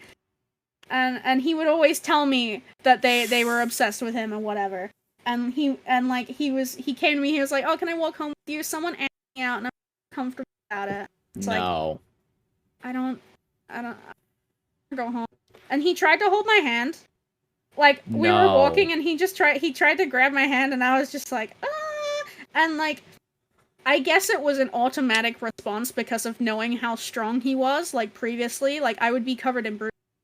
Like, what the hell happened? He'd be like, just play fighting. And she'd be like, oh, I'm gonna kill someone. Is this the cis deluxe package? Absolutely, he was blonde. Oh no! Did he also hail Hitler? Please, come on. just pile it on. He was blonde, blue eyes, and then dyed his hair white because he thought he was cool. He's so anime cringe, it hurts. And he would always wear like a red beanie because he thought he was cool. And he was like, oh yeah, I'm a hacker. And all that shit. But yeah, he would try and hold my hand. And like on the bus, it's like, hey, you should date with me again. And I was like, I don't think I want to. And he was like, well, you should. And I was like, no.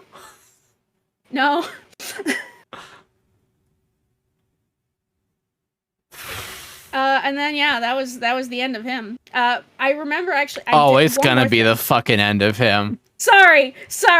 I'm gonna kill him in Minecraft. One more thing. I was at my bestie's house. I'd gone to like stay at my bestie's house for a while, and he rang me.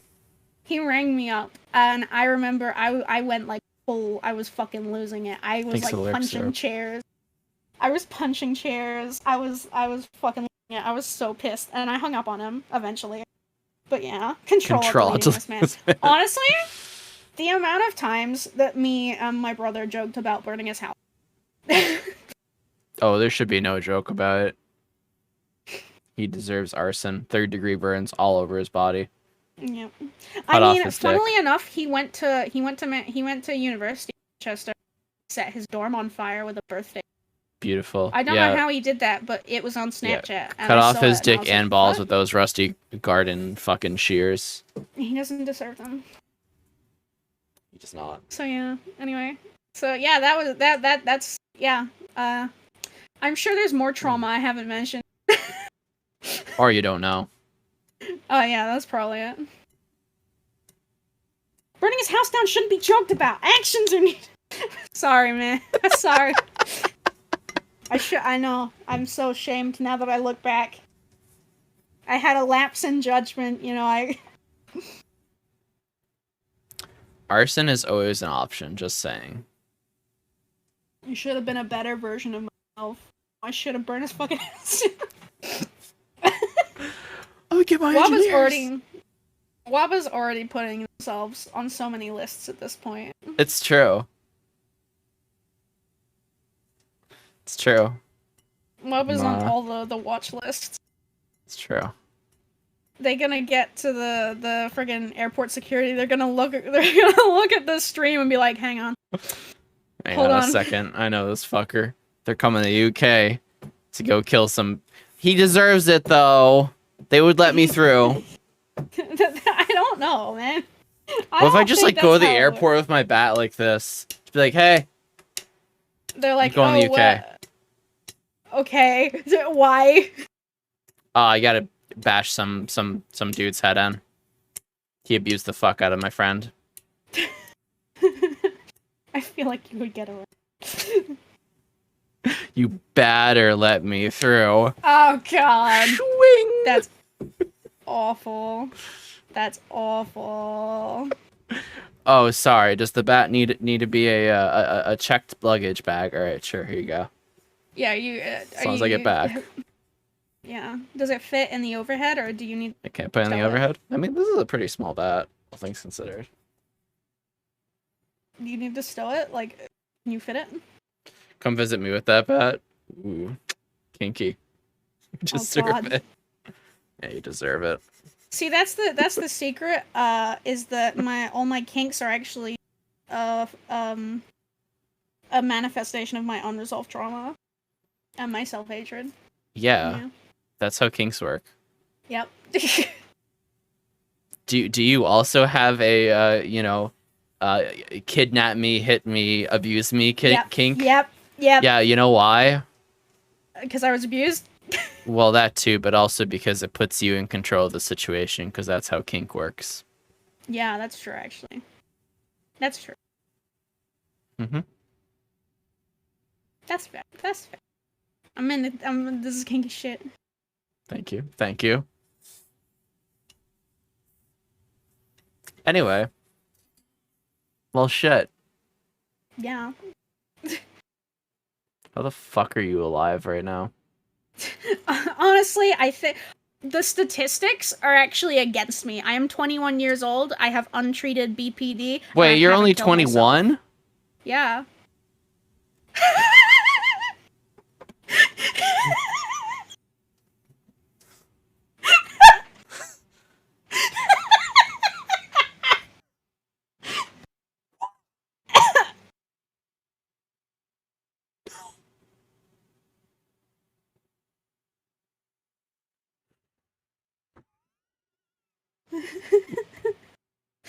I'm sorry.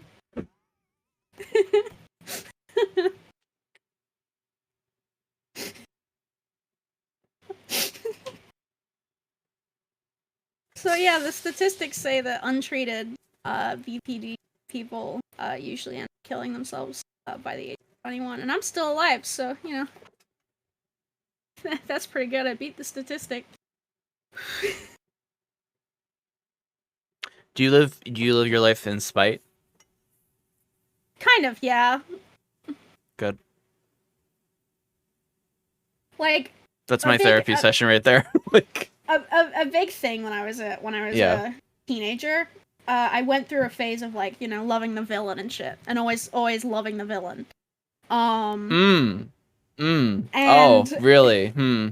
Yeah, that can't be because you're gay and stuff and traumatized, and gay traumatized people are villainized in their society. No, that's not it at all. No. But I really liked Toru Adachi from Persona 4. Because of his whole like, oh, the world is full of shit. You know, like unless you're born with talent, you know, the world's shit. And like I went through a big phase of that, and that being like my motto. And then it eventually turned into the world is shit, but fuck it. Mm-hmm. You know, we're gonna just keep on keeping on, and like there is no reason that we need to make the world more shit than it already is. So, you know, that's kind of my mentality. Right. At absolutely. this point is like there's no reason to make the world any more shit than it already is. Especially when it comes to like I am very passionate about how people treat kids. I am like, you don't be assholes to them. They are young, they do not know better, and the world is already so fucked. Why do you want to make it worse for them? Like they have the chance of making it better. So if you treat them like shit now, nothing's gonna change. And I'm very passionate about it. For sure. Yeah. That was another thing I was working through. Friend was, oh, I hate children. I'm like, do you hate children because you yourself are actually an unfulfilled child? Mm-hmm. And he was like,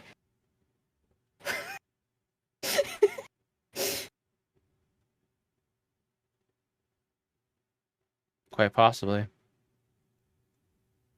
Quite fucking possibly. I broke it down to him because like we were sat waiting for a bus, and I was like, hey, look, they're kids. They don't know any better. And like, the same reason I was like, the world's shit. But why do you need to be the one making it shit for them now in their innocence? Like, that's not fair.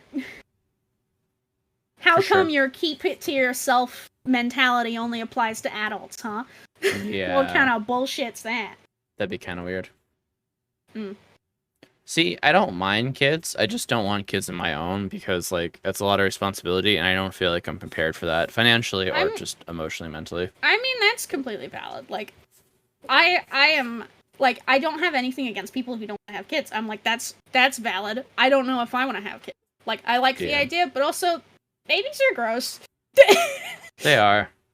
That's my main problem. I'm just like, that's disgusting. It's true. My fave age is 11 to 15 because you see them grow. Well, I work in a secondary school, which is ages 11 to 16, so... Hey, there you go. Yeah.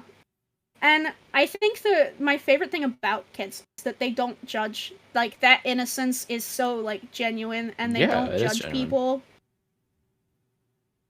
And it's, like, that's bad. And, like, are we ready don't to take it out on them. Oh, yeah, no, exactly. Just don't take it out on them like they're just a kid. Yeah. Yeah. Yeah, precisely. Scout leader. Oh, I'm a scout leader for beavers. I do beavers.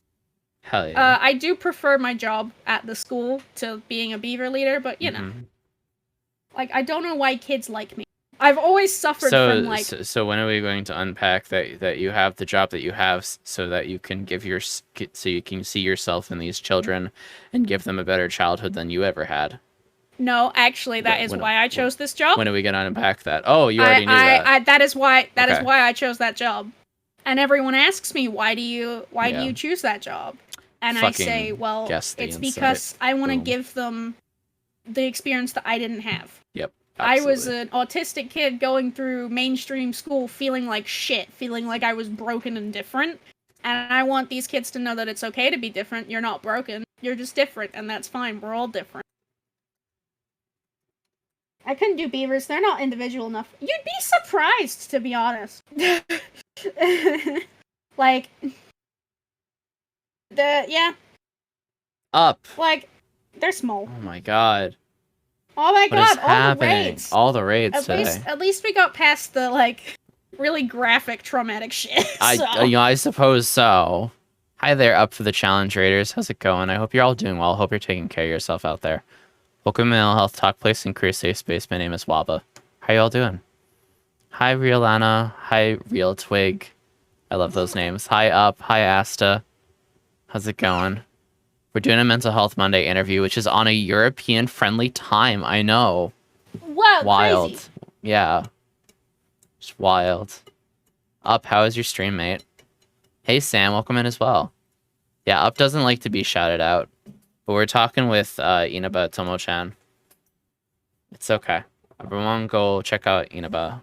But yeah, we've been talking on her traumatic backstory. Fucking TM.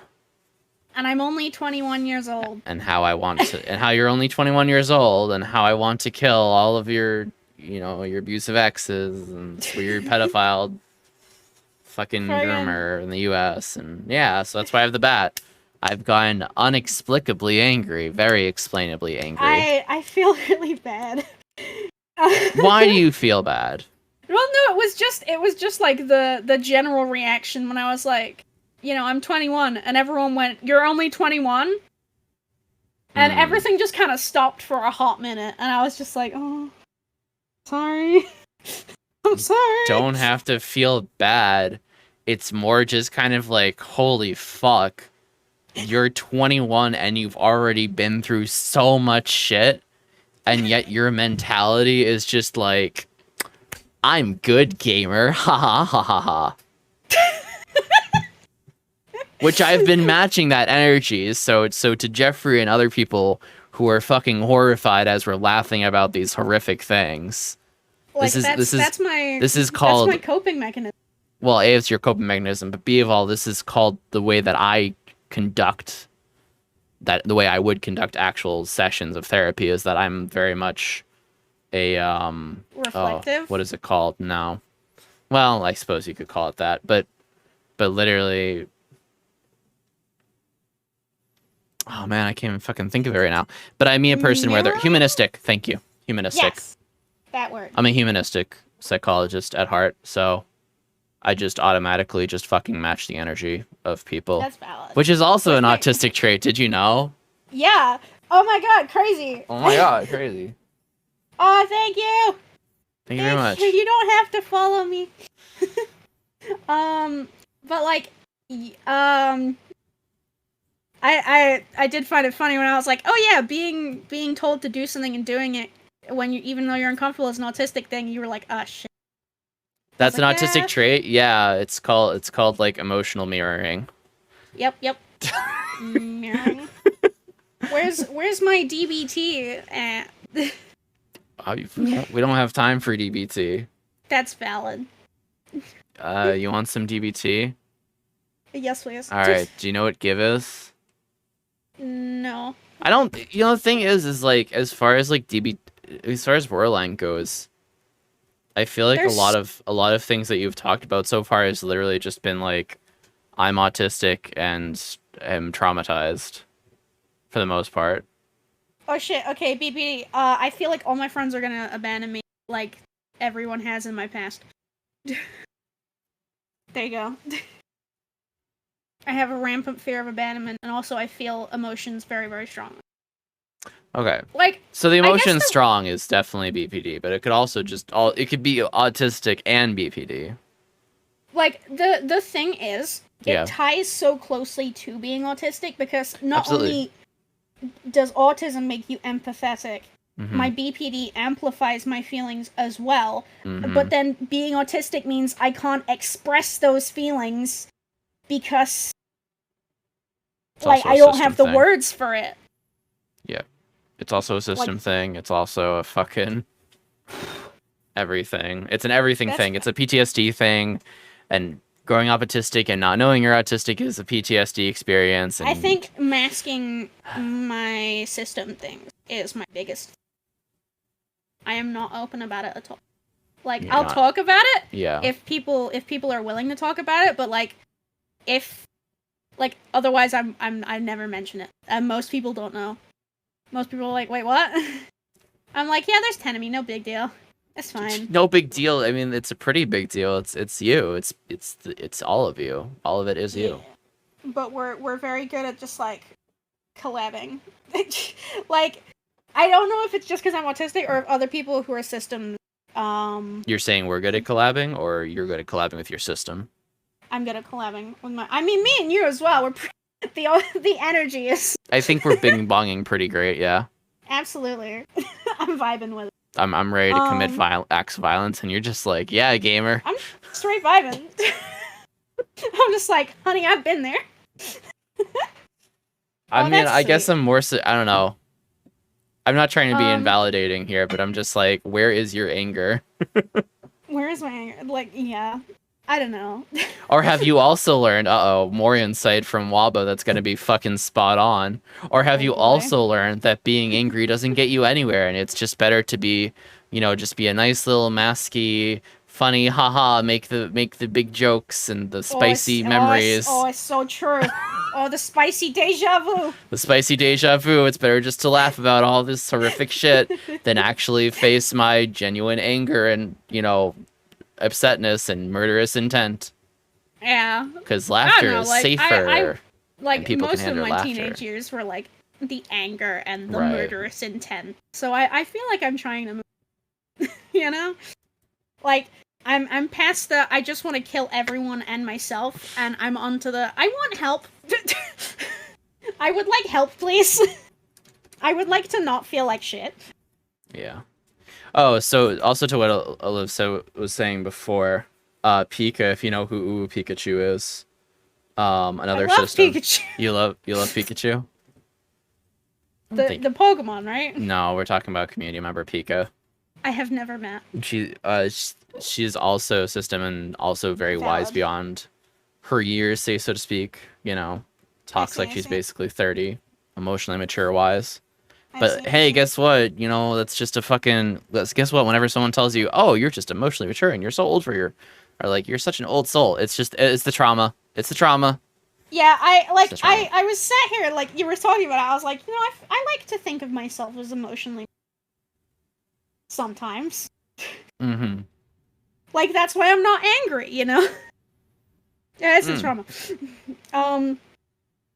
But yeah, no. So like, I don't... so your BPD stuff, your problem with your BPD stuff is that you can't name your emotions, or you can't deal with the big emotions. Yeah, like the big, they're really big. They're just huge feelings. So, and like I get really attached to people, and my attachments, like, it's really stressful. Well, you have because, FPs, like, right?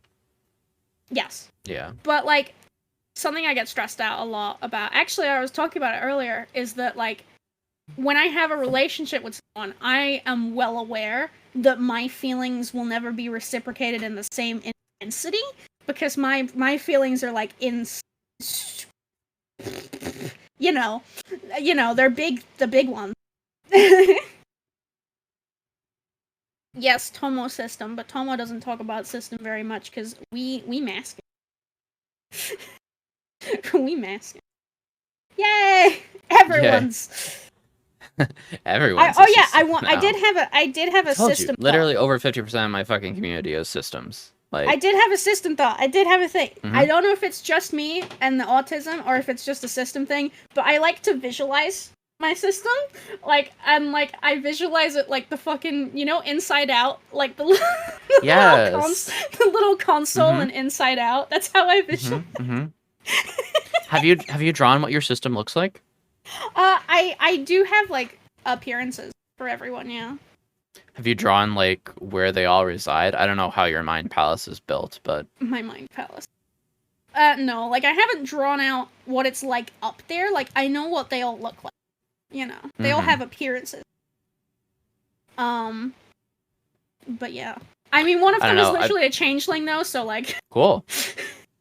So I don't know. Ever since I interviewed fucking System of the Wild, I've been like low-key kind of obsessive with like wondering if other systems have like drawn out what their like system house looks like, because they had a really, really fucking interesting biological brain point regarding system stuff, which is that effectively if you ask systems to draw out like the house that they all live in, it ends up looking like a brain, and the quote unquote like correct type of like function where in the brain it would be like, oh, that controls this part of your being, that particular alter has like enhanced abilities to those specific things.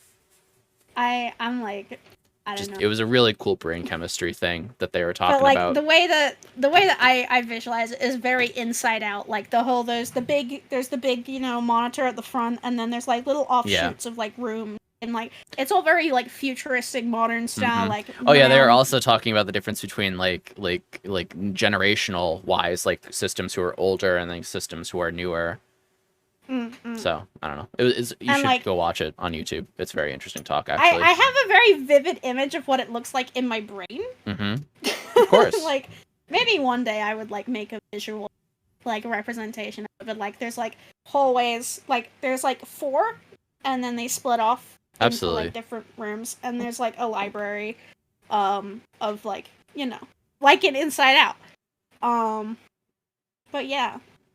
And then there's, like, the lower bit that I imagine, like, from my... Okay, this is where it gets weird, though. Because, like, I imagine, like, from my brain to my heart, but, like, in the metaphorical, but also to the physical sense of, like, that's where the feelings are. Even though they're definitely not in there. That's not where feelings... That's where blood is. But, I mean, if it works, it works, right? Yeah, there's lots of systems here, friendo. Yeah, Samrella, it's genuinely not a meme when I say about 50% of my community are DID-OSDD systems. Yeah, we love it. Like, fucking... I mean, like attracts like. I always end up finding out my friends are autistic. Or... Oh, man. Listen, I had a moment today, and I was just like, oh god, what if I'm actually a system? I'm not, by the way, and I would never claim to be. But like, I literally had that thought. I was like, "Oh God, what if this is why I'm attracting these people?" No, the reason I figured out I was a system because I didn't think I was, and I never considered myself as. What's up? I never considered myself as one. But BPD, we're linking it back. Here we go. There we go. You're doing a better job of this interview than I am. Shit. This is great. Sorry, I love. I mean, this is good. This is what I want. I want a guest to talk 99% more. Anyway, to be honest, that's fine. But yeah, so Mm-hmm. BPD dissociation happens a lot, and Absolutely. the sense of self is very it changes. Oh yeah, you should meet my guest from week 1, and I told you about her, right? Maybe? I told you about her when we had a call offline. Yeah. Oh, maybe. Infamous, who described how there's Infamous, and then there's also oh god, I forgot her name, but she literally described herself as 2 different people. She doesn't have DID, but with BPD, it felt like she's basically 2 people, and you never know which one you're gonna get. Yeah. So I had that feeling, like, people, particularly my best friend at the time, he would say to me, like, sometimes you feel like you're a different person. Yeah. And it was happening quite a lot, like, that would be said to me.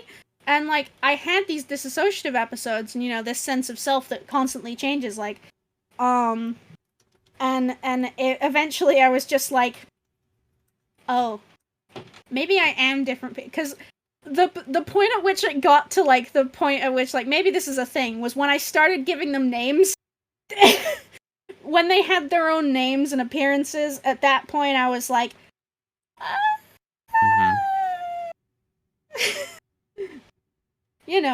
when they became individuals, and, like, separate from me, and me, quote marks, looked more like a collaborative project between these people, and I was just like,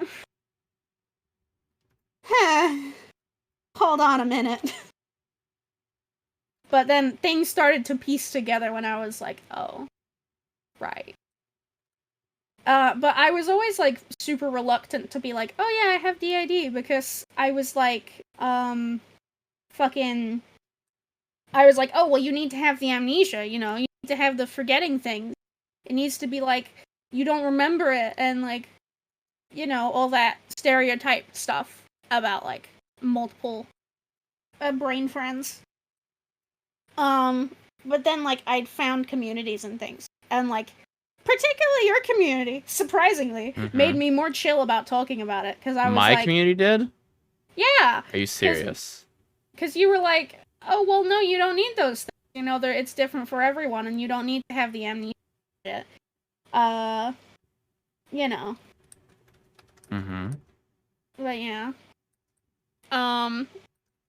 So yeah, then I was like, ah, shit. Whoops.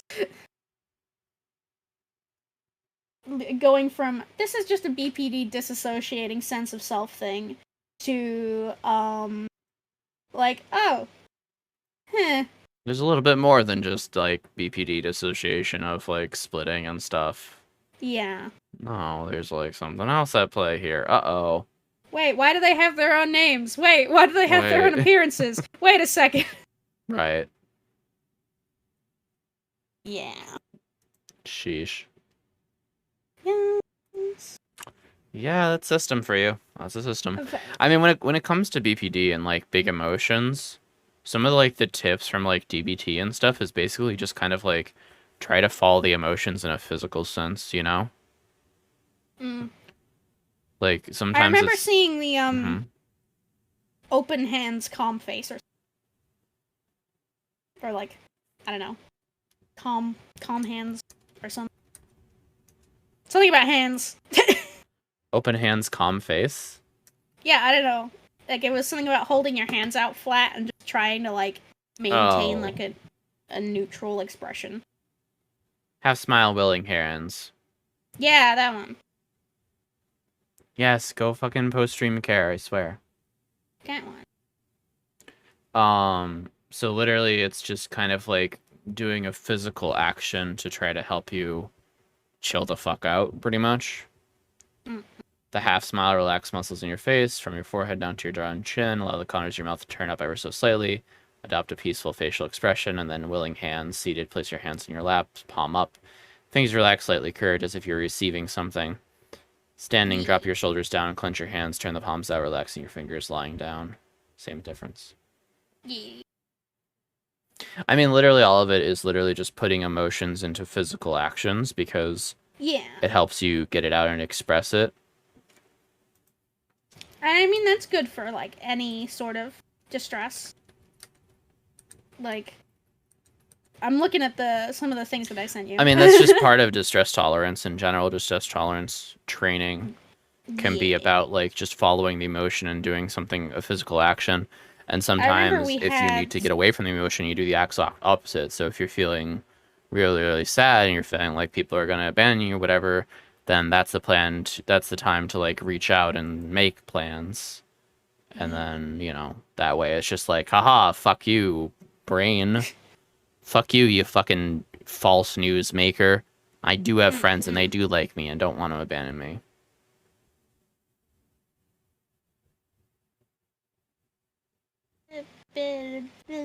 Yeah. I was doing a 1B is no amnesia, but Scrooge, you said before that you had problems with, like, drawing your system, and the weird mental block, that is an amnesia barrier of sorts, you know? Just saying. I mean, sometimes, like, there are times when I've done things and I'm like, did I actually do that? I didn't do that. Mm-hmm. And then I would have that and I would be like, what the fuck? That's so weird. Yeah. But people would be like, yeah, you did. And I would be like, oh, okay, I guess I did do that. Mm-hmm. But then in terms of system, absolutely, it would make sense that it was the cognitive dissonance between who had done it and who was, you know, at the helm, so to speak. Even though it's mostly a collaboration. I actually, oh my god, wait, I just remembered something. Yeah. There is a stream clip that I have on my channel of one of my alters taking over stream. Oh. My child alter just showed up. And she took over during stream. It was towards the end, and I was being silly anyway. So she just kicked the door down, and she was in charge. But like I love that clip because I look at it and it just makes me feel happy. Because I'm like, oh, there she is. There's that baby. There's that little baby. That's adorable, honestly. I have the clip. I will DM it. But it's a clip that makes me really happy. And it's can't. Okay, hold on. I can dumb. Definitely. It's kind of dumb. But it was literally like, usually I'm aware of it. Like, I'm very conscious.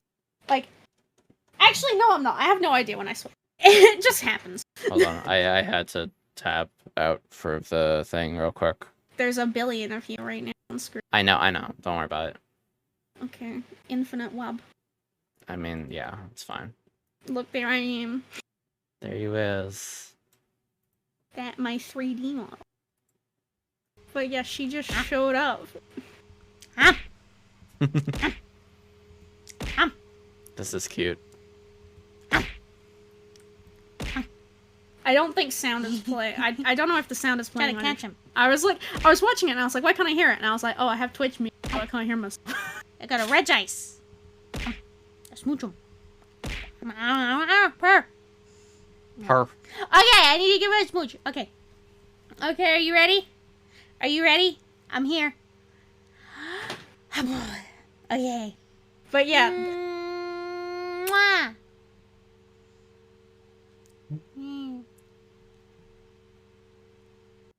That's adorable. Ow. So, like, my favorite thing is, like, looking at the end of that clip was when everyone else was like, we're working here. It's like, get it back together. Come on. Aww. We're doing something. And she was like, ah, shit. Like, I didn't realize until I watched it again, like, cause like, I like going back and watching my clip. But like, I watched that clip and it was just so funny realizing that the process that had happened behind it, and just being like, ah. So yeah, behind the scenes secret. There you go. Hell yeah. That's adorable. Y'all mask really well. Yeah. I don't know if that should be a compliment, but like. No. It's the trauma. Yeah, I know.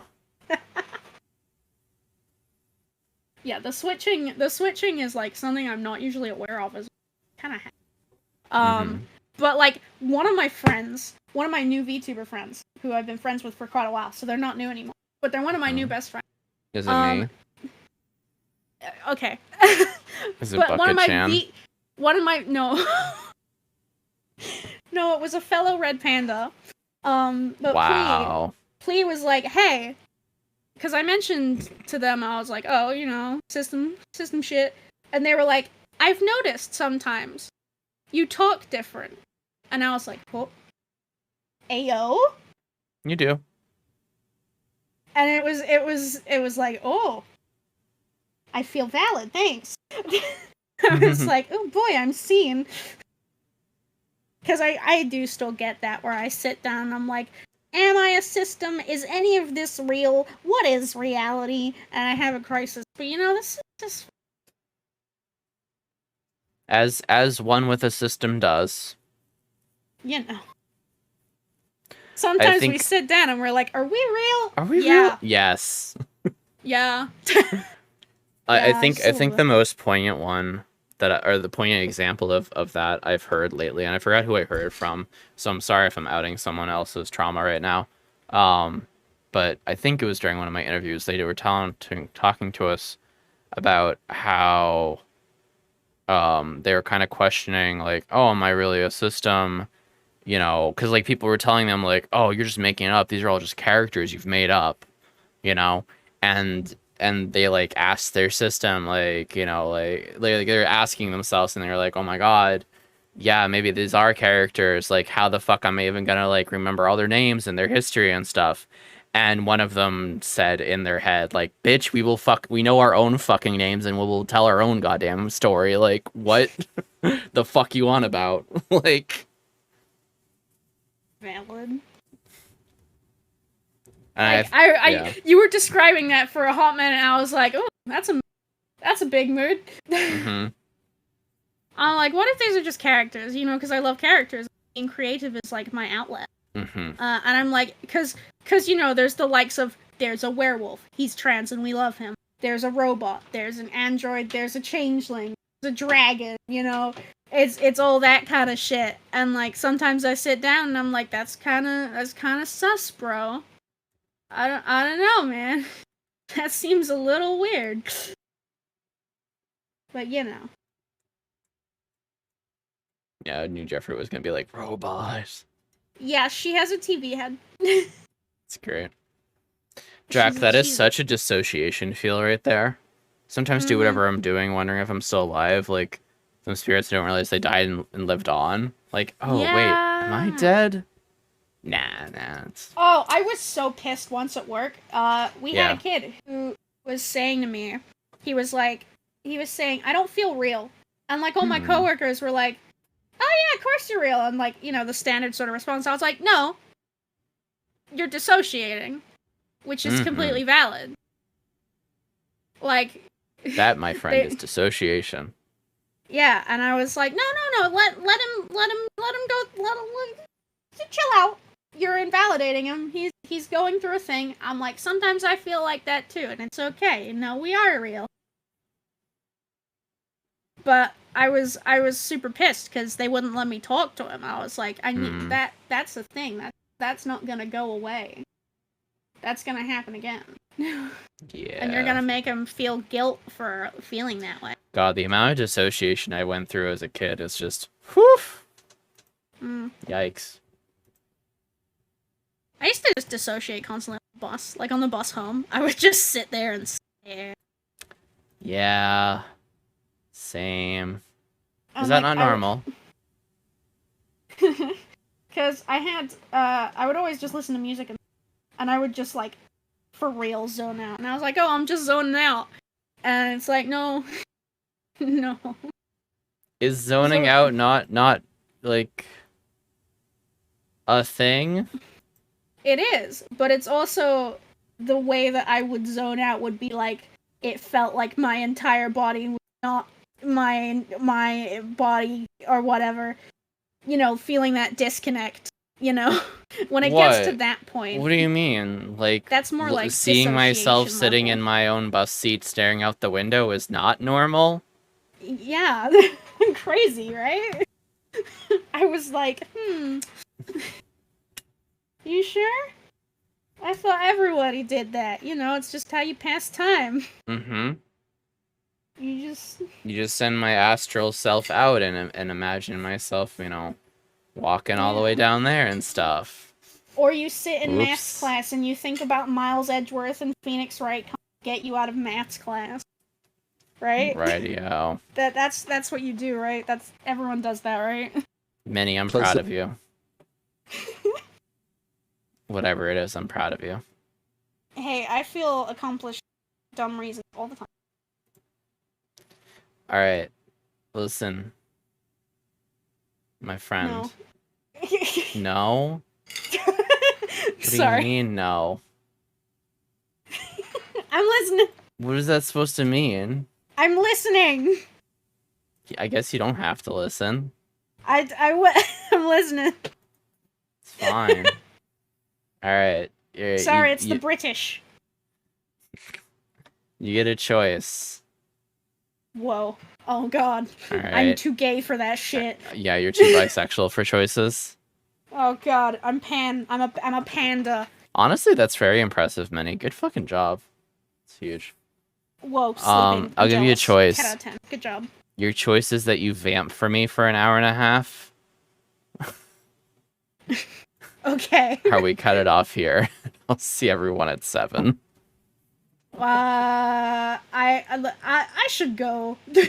Yeah, should you? Yeah. Why is that? I don't know. I want to hang out with friends. What's that? I was like, I made plans with my friends, and then I was like, wait, shit, I got a thing. When are the plans with your friends? They were, and then 10-15 minutes before stream, Manager San goes, hey, when are you on WabaStream? Bruh. And I said, oh, 7, and he said, that's in 15 minutes, and I said, ah. Bruh. Bruh. Bruh. You're like, reach out to your friends and make plans. And I'm like, This is why I don't, because I forget I do things. Well, good thing you reminded me. Too many thoughts, brain full. I wasn't late, you're late. Anyway. Yeah. Thanks for chatting with no us sandwich. about things and stuff. It was a good Hell yeah. sandwich. I'm glad you enjoyed it. If I want to say bye to YouTube, I'll be back on in like 2.5 hours. Bye gamers with a capital gay. Yeah, bye gamers with a capital gay.